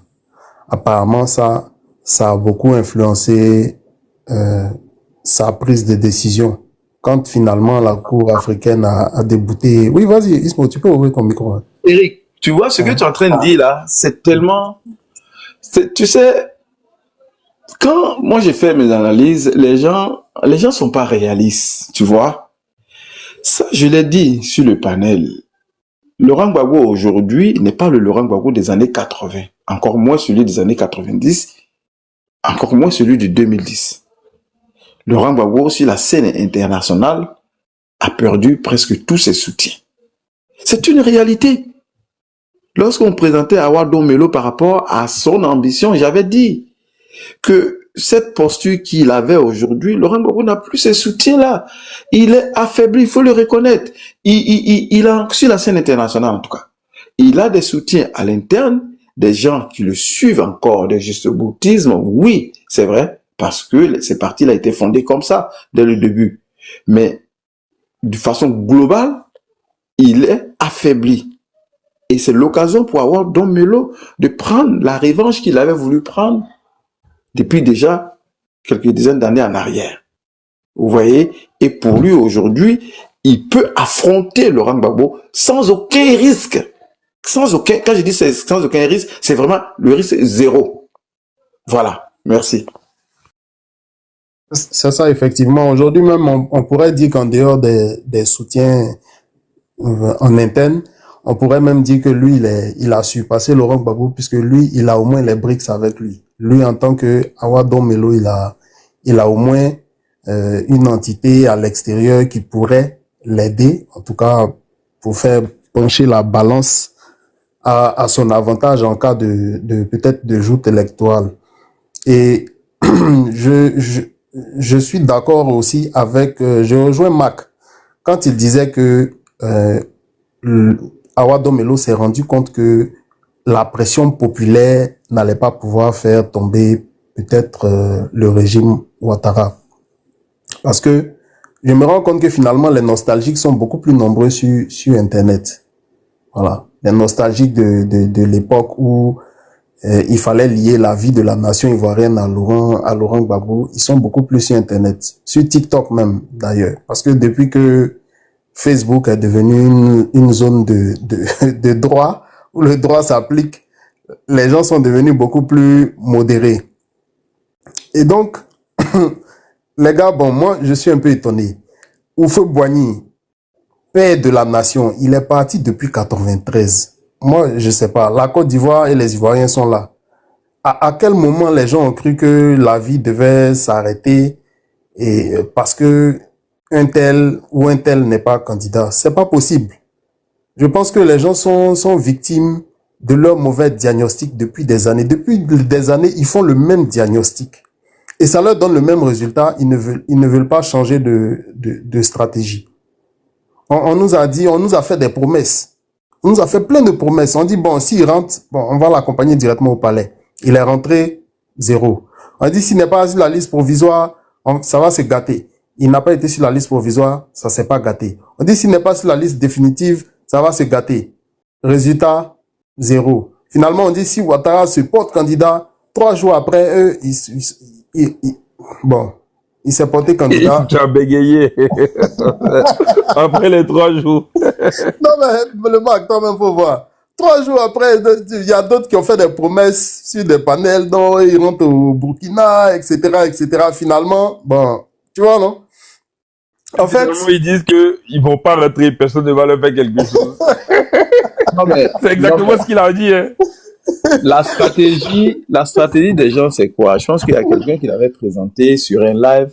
Je pense que c'était sur les lives de Daouda même, hein. Il y a quelqu'un qui avait présenté une stratégie pour faire tomber les différentes les régimes qui sont considérés comme dictature et tout, mais en douceur. C'est Daouda qui avait présenté un livre qui avait servi de base. Je pense que c'est ce qu'ils sont en train de faire actuellement. Vous voyez, quand vous voyez l'événement de Alino Faso, le but c'est d'amener, parce que les gens ont besoin de quoi? Ils ont besoin d'un événement déclencheur. Un événement qui va servir de base non seulement pour avoir une adhésion internationale, comme ce qu'on appelle aujourd'hui le massacre des Peuls dans les pays sahéliens. Ils ont besoin qu'il y ait une animosité entre le Burkina et la Côte d'Ivoire, et ils ont besoin que les Ivoiriens se soulèvent. En partie, les partisans du président Ouattara contre des ressortissants des pays du Sahel. Vous voyez, pour avoir réellement, parce qu'ils essaient depuis longtemps, mais ça ne fonctionne pas.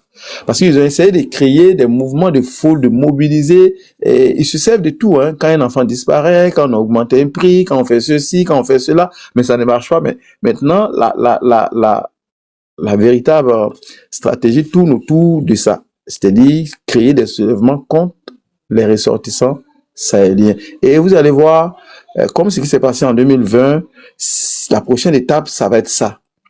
Ça va être de créer des situations de toutes pièces.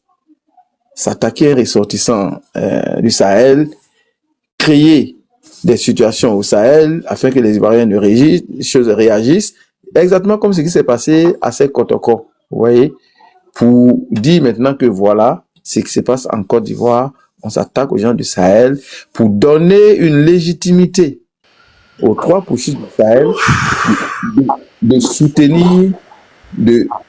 soutenir ce type de mouvement et de fournir même des hommes en sous-marin. Ça, c'est la prochaine étape. Non, donc, mais Ismo, il faut vraiment surveiller ça. Voilà. Non, mais Ismo, ça, c'est la chose même que, c'est la chose par laquelle ils ont commencé. C'est parce que nous, on analyse aujourd'hui à la veille des élections, mais c'est la chose qu'ils ont commencé depuis longtemps en réalité. Le Mac, mais ça y est au feu, hein. Non, ça continue. Ce que je dis, c'est que plus on approche les élections, plus l'intérêt devient incroyable. Moi, je ne vais pas vous cacher. Mais est-ce que vous savez au moins que, vous êtes d'accord avec moi que dans la stratégie Alino Faso, là, il y avait une stratégie de s'attaquer aux peuples, aux ressortissants burkinabés qui sont en Côte d'Ivoire ici. Effectivement. Exactement. Effectivement. Mais regardez, quand ils disent, parce que ça, il y a des nouvelles qui circulent dans d'autres pays qui ne circulent pas en Côte d'Ivoire. Moi, c'est un ami camerounais qui m'en a parlé. Mais quand ils disent qu'il y a un gendarme qui était chargé de surveiller Alino Faso qui a été tué, ils donnent même son nom. C'est un mensonge. Mais les Ivoiriens... Que la femme de ce dernier était enceinte, elle aussi, elle a été déjà. Exactement. Et donc, ils vont propager un certain nombre de rumeurs comme ça au sein. Et ça ils l'ont fait depuis longtemps, mais dans toutes les sauces. C'est parce que ça ne marche pas, les gars. Et en fait, là, on a l'impression que c'est en train de cuire, c'est au feu, etc. Mais ils sont, en fait, je lui ai dit que, moi j'ai écouté sur le panel de Tania, comment ils se prenaient la tête avec des Burkinabés eux-mêmes qui disaient, mais vous ne faites rien pour que ça change. Eux, ils disent, mais écoutez, vous n'avez pas de leçon à nous donner parce que Blaise Compaoré est resté 20 ans, c'est la 27e année, donc Ouattara, ça fait que tant qu'il est là, donc, en fait, finalement, ils sont en train de se renvoyer la balle parce que je pense que les Burkinabés disent que ce qui est pour eux, là, eux, ils ont déjà fait, ils attendent juste que eux, ils commencent quelque chose. Et ils le disent publiquement. Ce qui est dommage, c'est que ils sont tellement dans la haine ou dans la désolation, je sais pas, dans le désarroi, qui sont obligés de sortir ce genre de choses là publiquement. Et je te dis, je l'ai entendu sur le panel de la dame, elle dit qu'ils ont recommencé à faire ce type de live là, donc elle disait qu'elle n'avait plus fait de live sur la Côte d'Ivoire, etc. Ils ont repris ce type de live là. Elle dit qu'elle a même été invitée par Soulé pour reprendre ça. Soulé. Exactement. Donc elle a été invitée par Soulé. Donc là, ils sont en train de jouer leur dernière carte. Leur dernière carte, pourquoi? Parce que en fait, c'est plus compliqué qu'on le pense. Hein. L'État de Côte d'Ivoire fait en sorte justement que les gens ne tombent pas dans cette manipulation-là. Et les jeunes d'aujourd'hui ne sont pas les jeunes d'hier. Et Awa Domelo a vu que Gbagbo n'a plus de blé goudé. Il n'a plus de... Donc c'est les réseaux sociaux, on peut parler, on peut dire des choses, etc. Mais clairement, aucun jeune ne va descendre dans la rue. C'est-à-dire qu'aujourd'hui même, là, les gens ont plus... C'est-à-dire que les gens peuvent plus descendre pour aller dire on veut le mandat d'Alassane Ouattara que descendre pour aller dire on veut Gbagbo, etc. Et il a quelque chose, Awa Domelo, que Gbagbo n'a pas. Awa Domelo peut défendre un programme. Gbagbo n'a jamais su défendre un programme. Peut-être que vous ne vous en rendez pas compte. Awa Domelo peut s'asseoir devant des gens comme ça, répondre à des questions techniques, et puis dire on peut faire ça, on peut faire ça. Gbagbo ne peut pas le faire.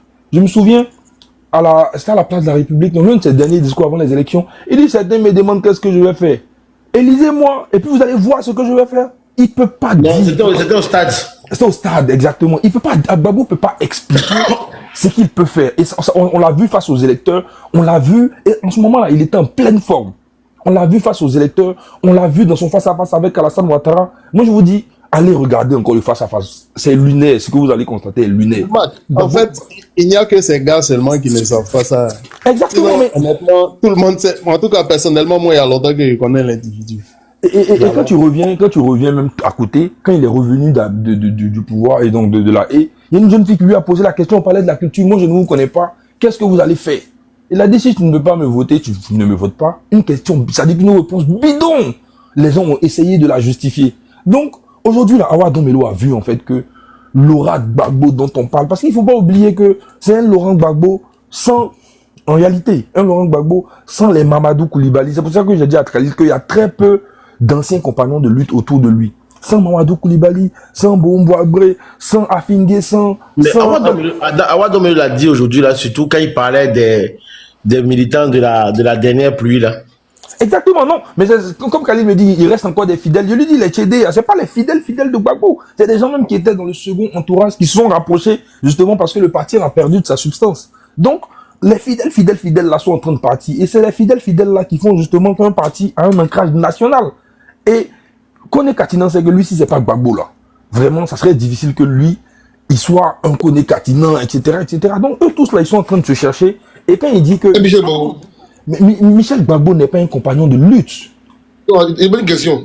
Il peut trahir Gbagbo, Michel Gbagbo? Non, il peut pas le trahir, mais il n'est pas un compagnon de lutte. Et tu dis Gbagbo. Elle peut trahir Michel Gbagbo? Non, mais Khalil, c'est pour ça que je parle de compagnon de lutte. C'est ce que je te dis. S'il choisit Nadi Bamba, parce que tu as dit il peut porter son choix sur quelqu'un d'autre.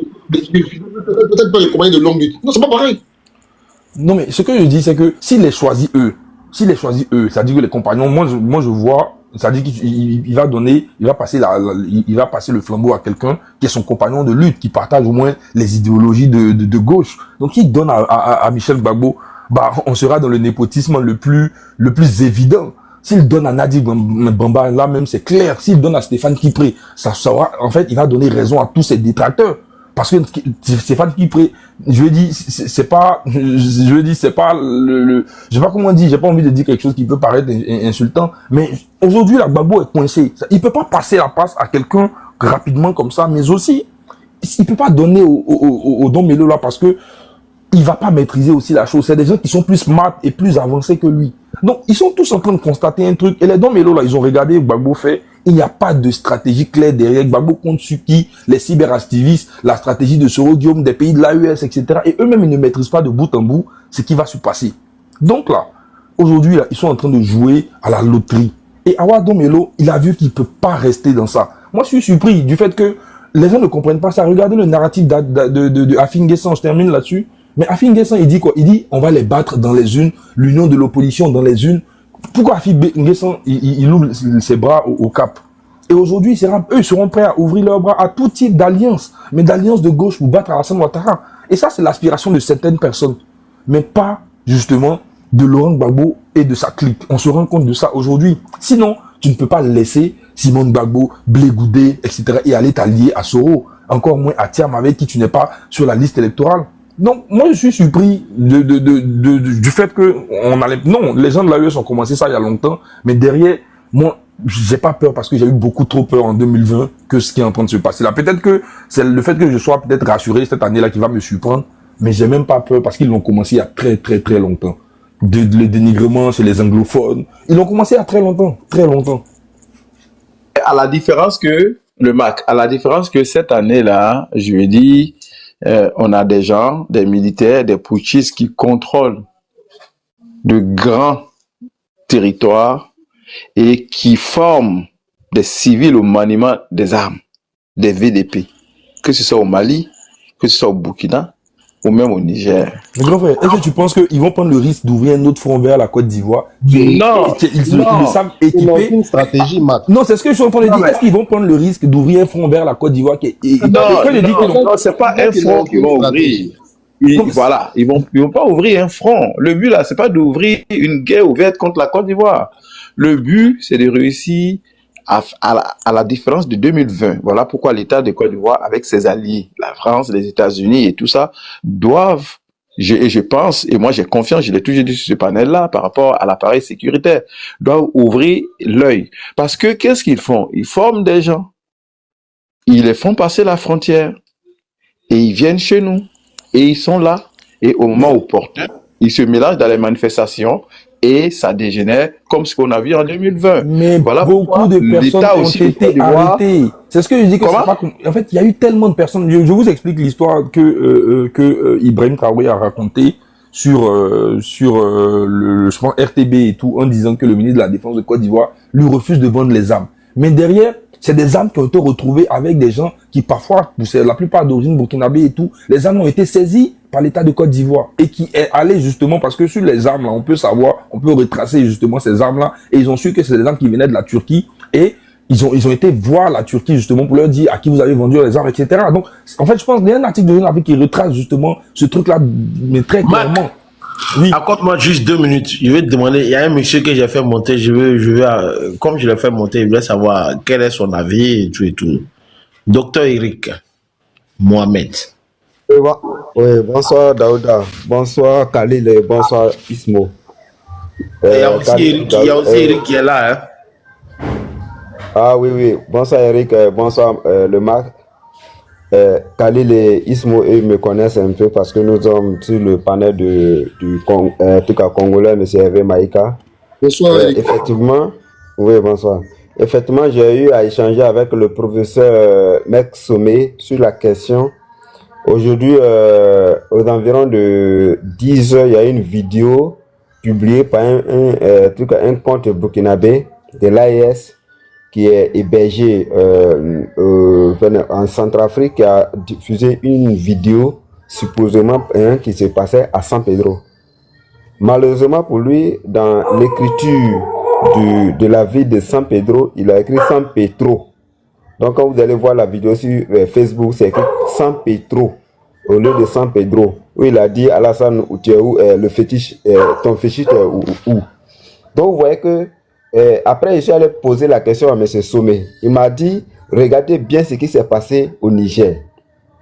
La stratégie qu'ils ont adoptée au Niger, c'était ça. C'est que Bazoum a passé tout son temps à essayer de les faire raisonner, à dire que nous faisons le partenariat avec tout le monde, que ce soit les pays de la Russie, la Chine, les Occidentaux, on coopère avec tout le monde. Mais ils avaient un seul et unique objectif, c'était que Bazoum quitte le pouvoir. Parce qu'ils avaient besoin d'une certaine ressource au Niger que vraiment, comme on appelle, leur maître en avait besoin pour pouvoir asseoir. Donc, ils ont utilisé le Burkina. Or, en le faisant, ils ne sont pas sur le territoire burkinabé. C'est vrai que le petit frère de capitaine Ibé, Kassoum en particulier, qui est chargé de la stratégie de propagande, travaille en coordination avec une branche de l'Africa Corp qui est plutôt installée en Centrafrique. Donc, quand vous tracez le fil de ces comptes-là, vous allez plutôt les retrouver en Centrafrique. C'est la même stratégie qu'ils vont adopter face à la Côte d'Ivoire. Vous avez remarqué bien, ça fait pratiquement 1 ou 2 mois, il y a un nouveau phénomène qui a lieu en Côte d'Ivoire sur les réseaux sociaux, particulièrement sur Facebook. C'est cette tendance-là que les gens ont à insulter le chef de l'État. Ça ne va pas s'arrêter. Ça va partir de plus en plus, ils vont commencer à s'attaquer. Donc, pour tous ceux qui le savent, vous pouvez retourner sur les derniers instants de M. Bazoum. Vous allez voir, c'est la même stratégie qu'ils ont adoptée. Attention, c'est pourquoi toujours, quand on fait les choses, il faut vraiment faire des remarques. Il faut voir les situations, ce qui s'est passé dans ces pays-là avant d'avoir le coup d'État. C'est la propagande. Donc, ils vont harceler la Côte d'Ivoire. Ils vont énormément harceler la Côte d'Ivoire. Sinon, en Intel, en Côte d'Ivoire, entre nous, il ne va pas avoir trop de problèmes.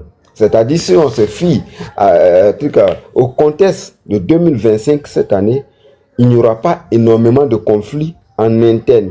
Mais les conflits viendront avec la participation de l'AES. C'est pourquoi, d'ailleurs, quand vous l'avez remarqué, certains intellectuels africains se sont, comment on appelle, réservés un peu lorsque le président Alassane a annoncé sa candidature. Ils se sont retrouvés dans 2 postes. Ils ont dit, bon, c'est vrai, 4 mandats par addition de nombre. Non, mais pas dans l'explication de la Constitution, c'est-à-dire que des règles constitutionnelles, on ne peut pas dire c'est le 4e mandat, mais plutôt c'est l'addition. Et si seulement là, vous retirez, l'opposition n'a plus rien. Donc en interne, il n'y aura pas énormément d'éléments pour pouvoir attaquer juridiquement sur le plan légal. Par contre, à l'international, les gens vont s'appuyer sur les pays de l'AES. Et en s'appuyant sur les pays de l'AES, c'est toute la zone francophone en Afrique de l'Ouest qui va basculer. On fait quoi? On se tait un peu et puis on essaie d'expliquer. Quand vous regardez bien dans l'explication de M. Hervé, il a dit, lui-même il comprend. Le choix le choix du président Alassane de se représenter répond surtout à la stabilité de la Côte d'Ivoire, à la stabilisation de la Côte d'Ivoire. Docteur Mohamed, c'était pas ça le sujet d'aujourd'hui, hein, malheureusement. Oui, malheureusement. Voilà, donc, quand on le transpose en interne, quand on le transpose à la situation qui se passe, comment on appelle, au PPACI aujourd'hui, moi je peux dire sincèrement, je suis d'accord. Quand je lis, j'écoute M. Awadon Melo, il a parfaitement raison. D'ailleurs, j'appelle de tout mon vœu que tous les grands partis aient le courage de faire un peu de ménage, d'accepter la démocratie en interne. Quand on ne fait pas, on n'a pas la capacité de gérer même son propre foyer, il est difficile de venir prétendre à la gestion d'un quartier. Malheureusement, c'est ce qui nous arrive. Nous sommes plutôt en train d'idolâtrer ces vieux, les anciens, et on refuse de réfléchir, on refuse d'ouvrir la porte, les fenêtres aux nouvelles propositions qui sont mieux adaptées au contexte international aujourd'hui. Géostratégie, géopolitique, géoéconomique, vraiment qui nous met dans une situation aujourd'hui où les nouvelles cartes sont en train de se dessiner. Malheureusement, on est resté plutôt en train de nous cloîtrer, en train de nous attacher aux hommes au lieu de nous attacher aux Docteur Mohamed, vous avez juste 30 secondes pour chuter. Hein. Voilà, donc nous sommes malheureusement en train de faire, et au RADP, au PPACI, au PDCI. Les stratégies sont très mauvaises. Il faut vraiment les gens comme Awadon Melo pour prendre le courage, de prendre leur courage et puis de le faire. Aujourd'hui, ils vont le vilipender, mais dans 5 ans, dans 10 ans, ils seront les mêmes en train de courir après lui pour lui demander de leur trouver des places, de leur trouver ceci, cela. Et c'est pareil pour tous les grands partis. Il faut vraiment, il est temps vraiment de faire les ménages. Il est temps d'accepter la démocratie en interne. Parce que si on n'est pas aujourd'hui critique avec l'opposition, ceux qui vont nous diriger demain, quand ils vont arriver au pouvoir, ils ne pourront pas nous diriger. Voilà, donc je vais m'arrêter là un peu. Voilà. Merci. Merci beaucoup. Eric, tu peux continuer. C'est Mbak qui avait la parole. Il y a Khalil qui a une motion. Non, c'est Khalil qui va. Ah, ok, Khalil, vas-y. Moi, ok, c'est à moi de parler. Avant de parler en même temps, le bonsoir, effectivement, à mon frère Eric, effectivement.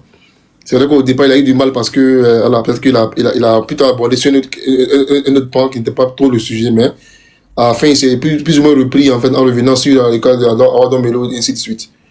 Et il dit comme ça que lui, effectivement, il plaide pour la démocratie en interne, tout et tout. Donc, ce soir, franchement, dit, j'ai un peu le rôle de l'avocat du diable un peu. C'est vrai que ça gêne un peu, mais c'est ça. Souvent, c'est pas toujours il faut être d'accord, quoi. Souvent, il faut pousser le débat aussi très très loin. Alors, je veux savoir, donc, dans un parti politique qui est régi par des règles, au PPACI, RHD, PFPI, FJC, il y a des règles, effectivement, statut et règlement. Est-ce que les congrès, les conventions, ne sont pas les lieux par excellence du débat politique, du débat démocratique? Cela dit que... Bien sûr. Oui, ok. D'accord, vas-y. Parce que si vous voulez être candidat, pourquoi n'a-t-il pas dit qu'il voulait être candidat aussi à la convention?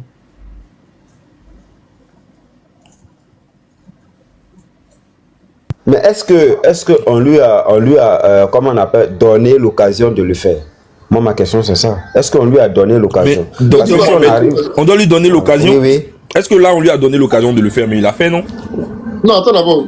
Non, voilà. Voilà, là est toute la question. Ça veut dire quoi, donner l'occasion? Ça veut dire quoi, donner l'occasion? On est en convention. Tu vas être candidat, il faut venir, il faut être le dossier. Il y a le statut et le règlement. Et lui-même, il dit qu'il a contribué à écrire les statuts et le règlement. C'est vrai que, quand je suis d'accord avec lui ou pas, ce n'est pas le sujet que je pose. Hein. Vous devez évoquer le sujet de démocratie au sein des partis politiques. Je dis non. Mais si c'est ça, en fait, votre plaidoyer, est-ce que lui seul, il pense que, selon le statut, il suffit d'envoyer une note, un courrier, un document à un président pour dire qu'il y a un congrès?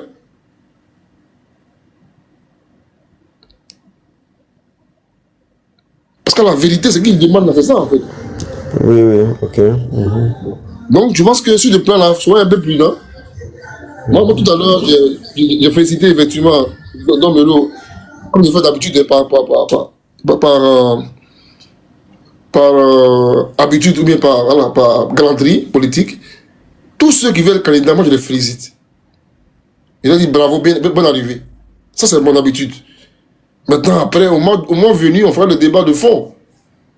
Avec mon frère Marc, on a relevé ensemble en fait, des incohérences pour le moment sur cette thématique. Était-ce par erreur, par fourberie, par ignorance calmement? Pour l'instant, je veux bien dire à côté Bon, moi je vois quelque chose, je vois autre chose. C'est-à-dire quoi? Quand on demande aux partis, on demande un débat démocratique au sein des partis politiques, on se rend compte à la fin qu'il n'y a pas de possibilité. Alors, la stratégie que les gens adoptent, c'est de montrer à l'opinion nationale d'abord, pour dire que bon, au sein même des partis, des grands leaders là, nous empêchent de nous exprimer. C'est une façon pour eux, quelque part aussi, d'avoir un certain groupe, un courant de pensée au sein des partis qui peuvent nous suivre. Quoi qu'on dise aujourd'hui, même si Don Melo, il savait consciemment au départ qu'il ne pouvait pas être accepté, mais aujourd'hui, en le faisant, il va partir avec un groupe. Comme ma fille l'a fait, c'est vrai qu'on a dit que c'est une enveloppe vide, mais en partant, il est parti avec un certain nombre de groupes. Donc, quelque part, vous voyez que la stratégie au départ, c'est ça. Si demain, au RADP, une personne comme Bitogo le dit, c'est vrai qu'on le critique, on va l'insulter, mais en partant, il va partir à quelque chose, il va partir à une certaine franche des militants du parti. Donc, moi, je pense que c'est une stratégie qui a été mûrement réfléchie. Ils foncièrement, ils le savent, qu'il y a des règles. Même quand on fait les législatives ou on fait les municipales, toujours il y a les indépendants qui vont à l'encontre des règles du parti.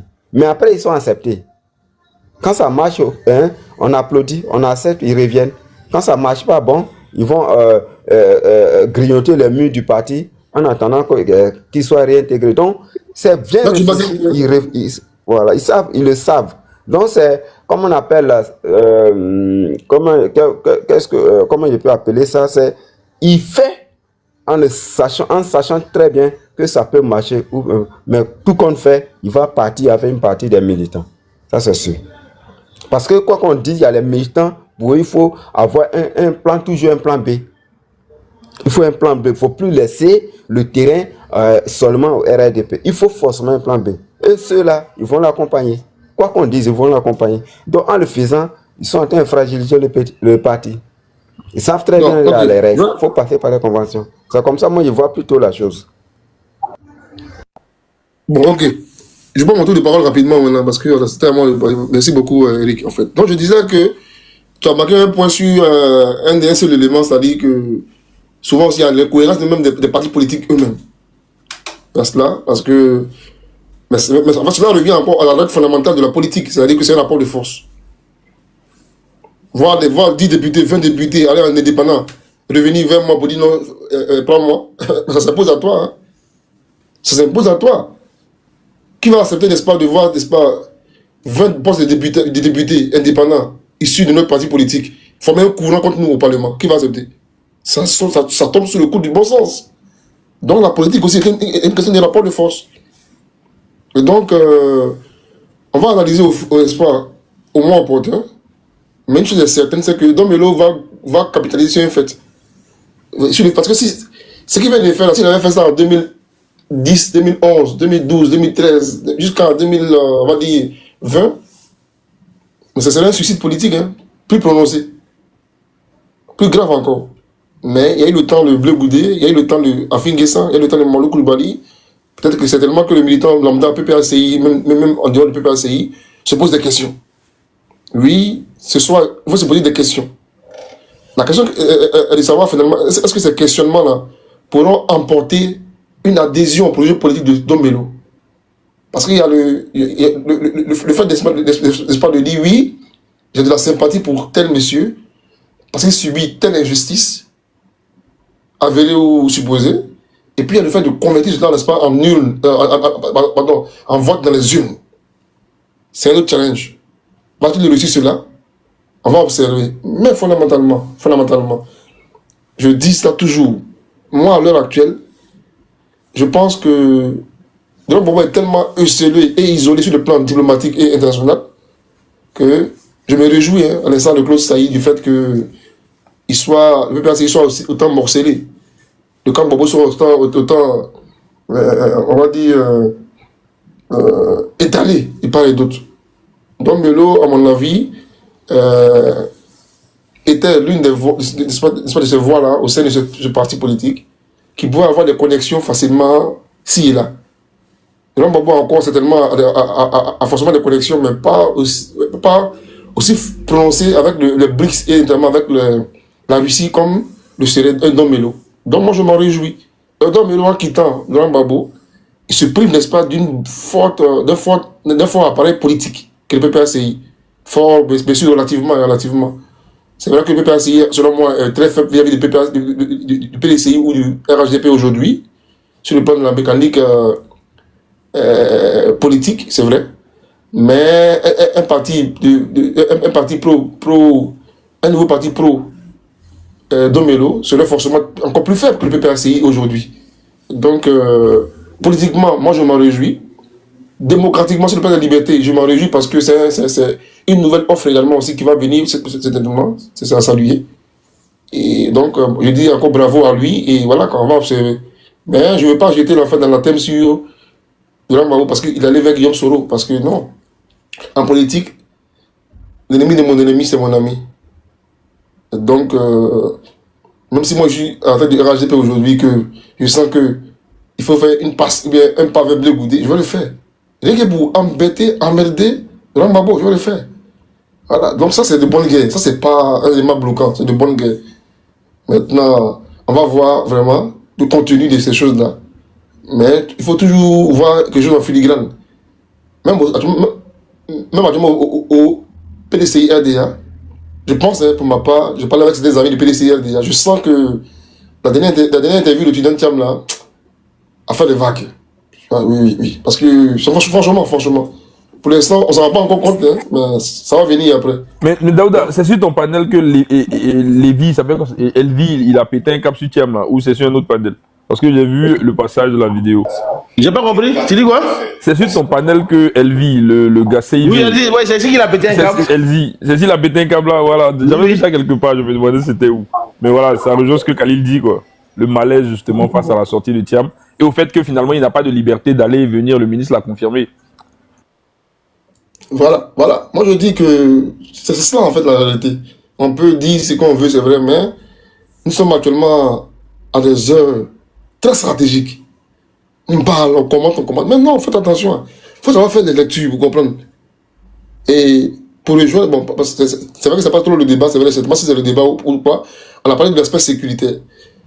Rapidement, c'est vrai que j'étais bloqué, depuis le lundi j'étais bloqué, donc c'est ce soir que j'ai été débloqué même par TikTok, donc je ne peux pas monter sur le panel.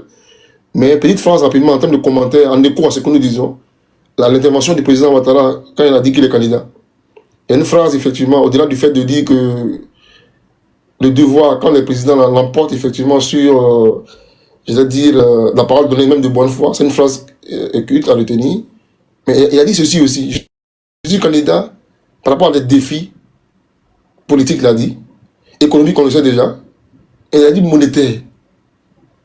J'ai beau éplucher les discours de Ouattara depuis longtemps, mais il ne voit pas ça comme ça très souvent dans les débats. Il a dit le mot défi monétaire. On savait déjà depuis longtemps qu'il y a un projet de création de déco. C'est pas seulement ça, seulement. C'est vrai que ça peut être ça, c'est pas seulement ça. Mais récemment, il y a des pays de l'AES, n'est-ce pas, qui ont fait un coup de bluff par rapport en disant qu'ils voulaient contrôler cette commission, n'est-ce pas, cette commission, n'est-ce pas, de l'UEMOA. Pour y faire quoi? Alors qu'ils pourfendent la monnaie communautaire depuis longtemps. Mais est-ce que ce n'est pas pour faire pourrir le flux depuis l'intérieur? Ont-ils renoncé à cela? Est-ce que M. Ouattara dit à des informations que nous n'avons pas encore pour l'instant? Autant de questions que je me pose et que chacun d'entre nous doit se poser. Il s'agit, n'est-ce pas, de l'élément là qui va garantir notre pouvoir d'achat. Oui, ce n'est pas un élément bénin et même anodin. Quand il parle, un homme comme Ouattara, quand il parle, tous les mots qu'il utilise, il faut faire attention, il faut une lecture. Donc après ce débat là, chacun d'entre nous pourra faire, si vous voulez, une réflexion là-dessus, c'est vrai, sur le thème monétaire. Pourquoi a-t-il insisté là-dessus? Pour justifier, pour expliquer, auprès de ses militants d'abord. Allez, si tu me permets, on en a parlé ici. Je crois la dernière fois, il y a Kalilou qui est monté, qui en a parlé. Il y a la question des critères de convergence de nos économies. Et d'ailleurs, c'est une des conditions sine qua non pour qu'on aille vers l'éco. Et donc, eux, ils ont décidé de s'écarter encore plus de ces critères-là. Et puis, il y a la question de choses, comment on appelle ça, des matières premières, des recettes des matières premières, parce que actuellement ils vendent leurs ressources au marché noir, et donc du coup ça crée un manque à gagner en fait par rapport à leur participation au niveau du chose, comment on appelle ça, du compte, comment ils appellent le compte là, le compte d'opération. Voilà, le compte d'opération de l'UEMOA. Donc voilà pourquoi il a parlé de la question monétaire. Et là, si ça continue comme ça, on risque de friser même la dévaluation du CFA. Exactement. Mais je pense que peut-être que ça fera l'objet d'un autre panel, parce que j'avais voulu poser la question du coup à Dr Eric Khalil, et pourquoi on en discute comme il est monté. Mais ça ferait peut-être, je sais pas si Daouda nous en donnera l'occasion pour en reparler. Maintenant, même s'il est dispo. Ouais, demain soir, demain c'est vendredi, donc ça sera parfait. Mais pour revenir sur ce que Dr Eric disait par rapport aux partis politiques, faut dire aussi qu'il y a une sorte de mauvaise foi de ceux qui quittent les partis politiques, et pas forcément, je veux dire, des partis politiques eux-mêmes. Il y a la question du rapport de force, c'est vrai. Donc, quand tu pèses quelque chose, le parti, justement, va essayer de t'avoir avec lui, il n'y a pas de souci, même si tu as quitté le parti. Mais quand tu ne pèses rien, justement, et que tu quittes le parti, ce n'est pas la faute du parti. Ce n'est pas la faute des partis politiques si Awadon Melo ne s'est pas présenté à la convention. Et il dit quelque chose, c'est que, est-ce qu'on lui a donné l'opportunité de se présenter? Non, on ne l'a pas empêché. En tout cas, ce qu'on sache, Awadon Melo n'a jamais dit, et il me semble qu'il n'a pas sa langue dans sa poche, mais il n'a jamais dit qu'il a été empêché. Donc, il n'a pas été empêché d'aller aux élections, donc à la convention. Il a totalement le droit, effectivement, de redemander une convention, etc. ici. Mais c'est aussi dans les textes du parti de respecter un quorum, etc. Donc, je veux dire, les partis aussi restent assez cohérents. Il faut se souvenir du fait qu'il y a des gens qui ont quitté le RHDP en 2020 parce que peut-être ils l'ont senti, selon eux, fragilisé. Je veux parler de Marcel Amontano, je veux parler de Mabry Touakeuse, etc. Mais ils sont très vite revenus. Alors qu'ils avaient aussi des appareils, ils avaient des gens un peu derrière eux. Je ne parle pas d'Amontano, mais pour prendre l'exemple de Mabry Touakeuse, il a quand même ce petit coin de l'Ouest qu'il maîtrise avec son petit parti. Mais il est revenu dans le parti, donc dans le RHDP. Et surtout, il soutient cette fois-ci la candidature du président sans brancher. Alors même que là, il n'est même plus, je dis, le grand ministre d'État qu'il était avant.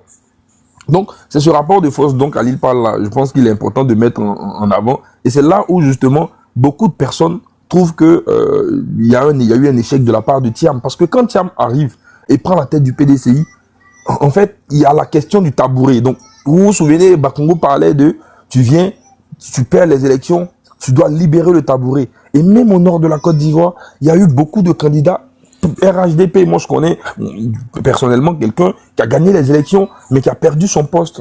Il avait un poste de directeur quelque part, il a perdu son poste et tout. Il a gagné les élections parce que Bakongo l'avait combattu pour des raisons internes. Vous voyez, parce qu'il n'avait pas été choisi, mais il était aimé dans sa localité. Il a gagné les élections. Donc, nous, on s'attendait à ce que Thiam, s'il était vraiment intelligent, il avait parlé de reconquérir le Nord. Peut-être qu'il fallait justement faire un geste envers ces personnes-là. C'est comme ça qu'on équilibre les rapports de force. Aller vers ces personnes-là, leur demander, c'est-à-dire que les inscrire dans un certain projet Et c'est comme ça que le PDCI aurait dû penser. Parce que, justement, il y a eu cette question de libérer le tabouret et je dis que le RHDP, cette fois-ci, avait été ferme sur les indépendants qui partaient, justement, sans l'aval du parti. Ils avaient été fermes jusqu'au bout. C'est peut-être maintenant même que certains sont un peu dans la conciliation. Non, c'est Victor qui avait parlé de tabouret, c'est vrai, mais Bakongo, il a insisté dessus pendant les élections municipales, les dernières, parce qu'en tant que président, donc directeur exécutif, il a vraiment dit que ceux qui c'est-à-dire que qui n'ont pas je veux dire l'aval du parti et qui décident de se présenter aux élections, ils vont perdre leur poste. Il a dit. Et c'est ce qui s'était passé justement pour beaucoup d'entre les candidats indépendants. Mais je dis que l'opposition n'a pas réagi. Et c'est ça aussi la politique. C'est ça aussi la politique, le rapport de force. Et je pense qu'il ne faut pas aussi confondre les choses. Et moi, la question maintenant que je vais me poser sur la déclaration de candidature d'Alassane Ouattara, mais surtout sur l'aspect dont Melo avait parlé, donc l'aspect monétaire, il a parlé des réserves d'échange, Khalil l'a dit. Donc, je lui ai dit, on est par rapport à la CEMAC, etc.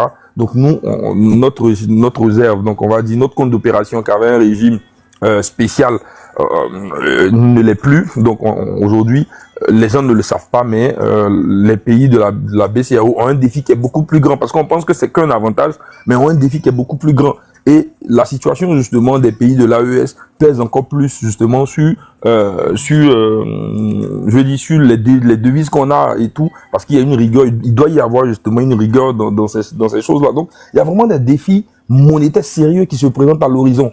Et ça là, comment le président, en tout cas comment l'UEMOA va gérer ces défis-là, mais surtout comment on fera en sorte que, je veux dire, on dépasse ça à terme, ce sera compliqué. Tout à fait. Je suis vraiment d'accord avec votre analyse, bien sûr. D'ailleurs, oui. On a retiré la parole à Khalil, mais en même temps, il y a Paris qui souhaitait avant de partir. Docteur Khalil, si tu permets, général Khalil, il va dire un mot et puis tu vas continuer. On t'a arraché la parole, pardon. Non. Ok, non. Vas-y. Bon, c'est pas grave.